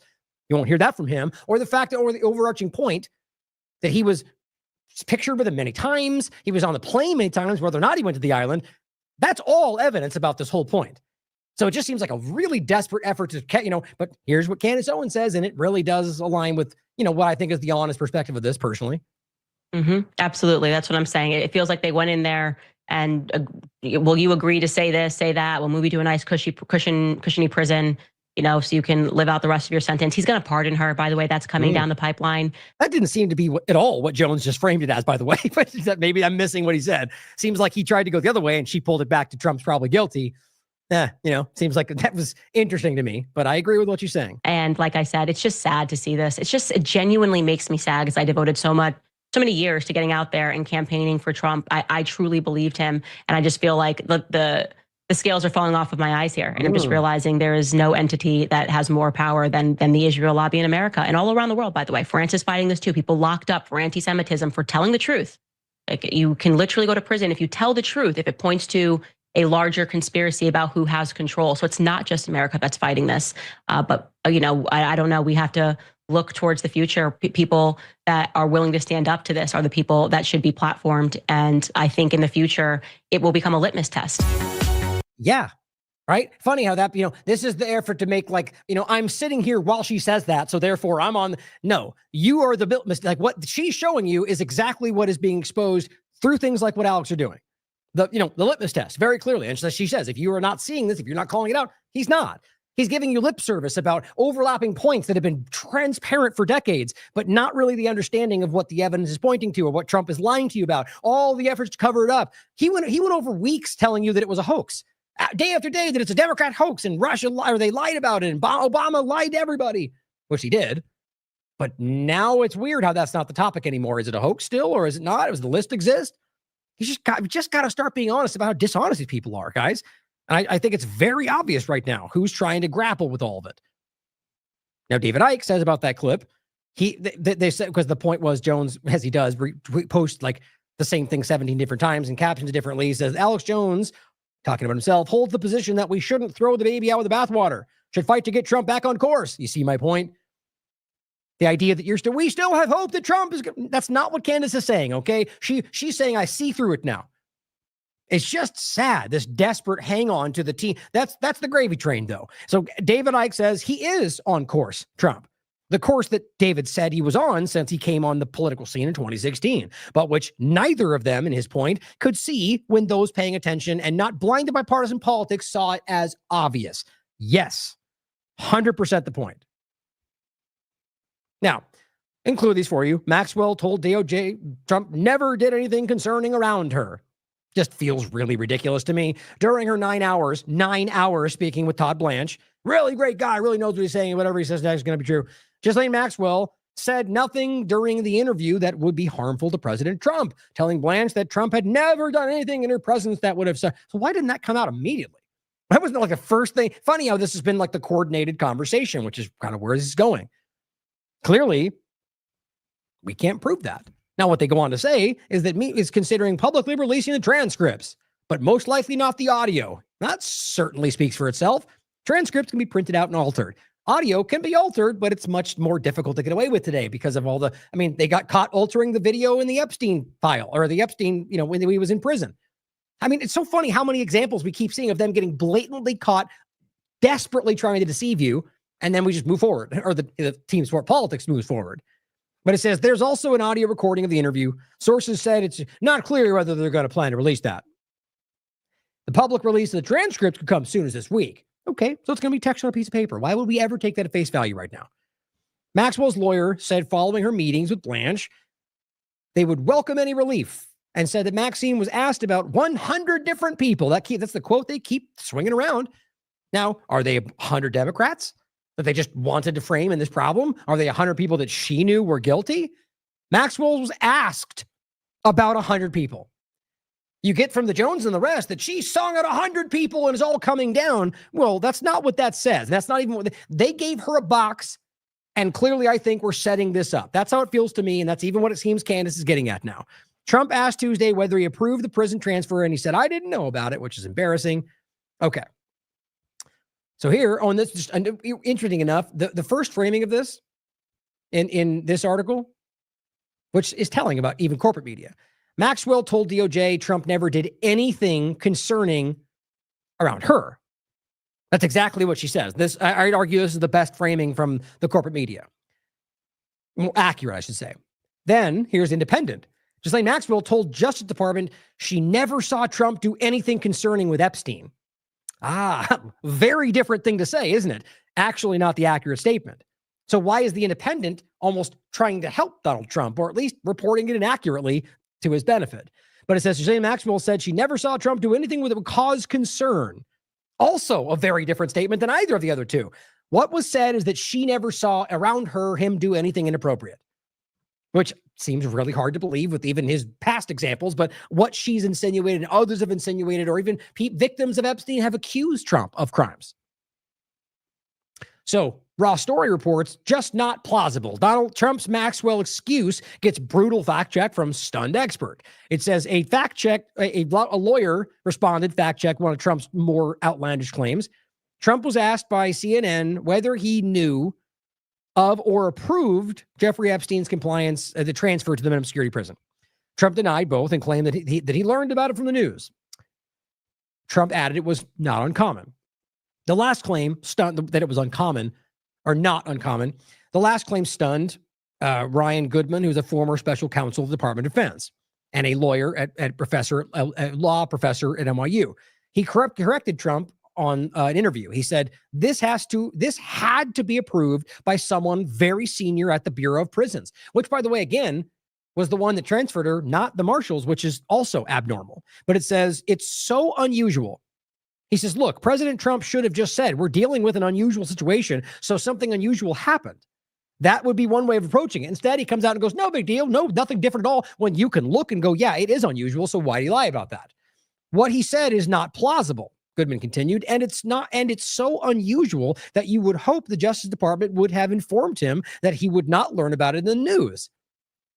I don't believe that. I think that's insane to argue. Quote, it's such an extraordinary step taken with very high-profile convict. Lastly, Trump aides plan to plead with Joe Rogan to end the Epstein crisis. I think they're desperate right now. Senior Trump administration, leaders are reportedly looking at using megastar Joe Rogan to help tackle lingering fallout from the Jeffrey Epstein crisis. What's weird about this is not even the way that's just being framed. What they're saying makes it very clear they're like in managed damage control right now. It says Vice President J.D. Vance is set to host a dinner with his residence on Wednesday evening to hash out the Trump administration's next move on the Maxwell audio transcript. Doesn't that seem weird in and of itself? Okay, if this is about the truth, we're not talking about redacting. They're meeting at their dinner party to discuss what they're doing with this stuff. Why would that make sense to anybody? Release it. If you've already redacted and done what you've done, release it. The fact that you have to meet and discuss the way to plan this outright shows me that there's coordination about how they want this to roll out. That's dishonesty. The gathering will include Deputy Attorney General Todd Blanche, the White House Chief of Staff, Susie Wiles, of course, people call the handler of Trump, all of which have very clear connections to Israel. Attorney General Pam Bondi also, and Kash Patel also, according to 3 sources familiar with the plan. So you get the core team here, the crew, right? Kash, Bongino, Wiles, Bondi, and now Todd Blanche. To me, that is like the team that's been gaslighting you around most of these things, all of which are blindly supporting Israel. All of them. Like Bongino said, the one thing close to his heart is Israel. I mean, you just can't hide this stuff. According to CNN, the Department of Justice has been working to digitize, transcript, and redact over 10 hours of audio. That's what they were doing. The meeting will attempt to craft a, quote, unified response to the handling of the Epstein case. They're trying to handle you guys. They're trying to corral you. They're trying to manage you. It says 2 sources told the network that all but Vance are the core players shaping the administration's ongoing strategy regarding Epstein files. Why do you need an ongoing strategy to release the truth? Among the options under discussion is a media blitz led by Blanche. Because Trump's already set the table. Whatever he says is going to be right. That's what they're not. They know what they're doing. It's very obvious if you pay attention. 3 people familiar with the internal talks told CNN that aides have floated a press conference or a podcast appearance with Rogan.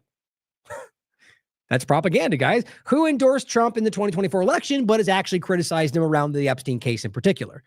Officials in the Trump administration determined that Epstein's death was a suicide. They just add that. Don't forget that. We all know that's not true. And Kash and Bongino sat there and deadpan told you for sure. Even though they were making the rounds about how it was all going to come out and it was all Democrats, and then never mind. Not true. You're a conspiracy theorist. You're cowards. You're weaklings. The Trump administration in February declassified and released files related to Epstein, but they were highly redacted and did not offer any more revelations. Again, they hoped that was enough. They waited to how you responded, and then when you said that's nothing, they went, oh, wait, it's all on my desk. I've got truckloads coming in, and then nothing happened. And then they told you the files were a hoax. Guys, you just can't. It's comical how this has been going if it wasn't so serious. A July memo from the DOJ and FBI said no additional material would be released. The 2 officials said the material from the interview could be released as early as this week. We already told you that. One of the internal debates centers on whether releasing the interview could reignite the Epstein scandal, something which some officials close to Trump believe has largely died down.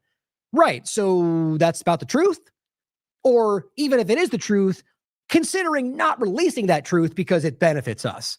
But we're honest, though. It's all about information, right? You just can't ignore this stuff. It's right on the surface. They don't care about the truth, even if you think it's secondary. Number 1 is their agenda, is their influence, their control. No different than either side. And again, Orwell lays it out very clearly here. That to me, it seems obvious that this is about, that something has shifted. Let's put it that way to be objective. And everyone's calling it out, guys, other than the obvious. Now, lastly, to kind of bring this back around, which we'll talk about in a coming up show, but tying it all together in an interesting way. This is an exclusive that came out August 1st. How Kareem Khan at the ICC, how his Israel war crimes probe was derailed by threats, leaks, and sex claims. Doesn't that certainly sound familiar? It's exactly what we're talking about, guys. Suddenly, there's a big case with all sorts of evidence about how they're committing war crimes. And what do you know? A sex allegation is spun up around this guy. Now, it could be that it was made up, could be that it was real. Either way, where do you think that came from? It's exactly what we're highlighting here. What do you think they have on people in the administration? What do you think they have in Biden's administration? This. That's what I think. I think it's pretty obvious to prove. It is a network. It's Epstein. Well, the Epstein was one part of it.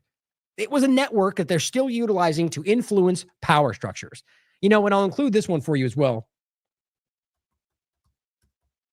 David Icke and I had a great interview about this. And he's really one of the people that opened my eyes to the kind of Sabbateanism side of this whole thing. But it's called Zionism Infiltration of Judaism, Weaponized Migration, and Mainstream Alternative Media. The point is that he discusses Sabbateanism as a kind of foundational element of 3 things: communism, Nazism, and Zionism. And what is the core point? Infiltration of religions and governments. It's all right there for us. It's all right there. And the point, guys, is I think that's very clearly what's going on in this country, in this government, and everywhere else dealing with this right now. I think it's very clear. All I'm hoping is that you're out there listening and willing to consider the information. And then hopefully take one more step and look at the source material and read it for yourself. And then take a step back and consider whether I might be wrong. Consider whether I missed something and then share that with me. And then we could talk about it the next time, or have discussions with your friends and your family and sit down and have a TLAV Tuesday or whatever, like we do on AMA, and discuss what we talks about. You have to sit there and watch the show, print out the material, have the talking points written down and be like, this is what we talked about, or anybody else for that matter. Let's discuss this amicably. We can disagree, but let's debate and discuss and find. That's what they're afraid of, guys. An educated, informed electorate. Please stand up. Start calling this stuff out. Thank you for being here today. I don't believe I'm going to get to a show tomorrow. I will if I have time, but I've got 2 different interviews I'm doing tomorrow. I've got a lot of good interviews coming up. I'm going to be talking with James Corbett about the whole Give WP thing to get, more of his perspective on it and really make sure people see that. We talked about it in 2 different shows. I shared you his article about it. It seems to have been corrected, but nonetheless, it's worth discussing. Not just that it happened, but how little coverage it got in any context. But I'm going to be having Dave DeCamp from antiwar.com coming up soon. Who else was it? There's a few more coming. I'm on with Germ Warfare tomorrow morning. I have Jimmy Dore on, I believe, tomorrow night. Those might not come out tomorrow, but plenty coming your way. And again, in case you missed the previous notes, I'm going to be doing the Monday podcast with called Fine Points with BitChute going forward. And I really enjoy the conversation. You watch it. We disagree on plenty of stuff. And I value that from BitChute in particular. But the conversation primarily about constitutional rights, about the issues in that one vein, but plenty of others that continue to go forward. So thank you for your support for this platform. Thank you for standing up for the truth. I love you all. As always, question everything. Come to your own conclusions. Stay vigilant.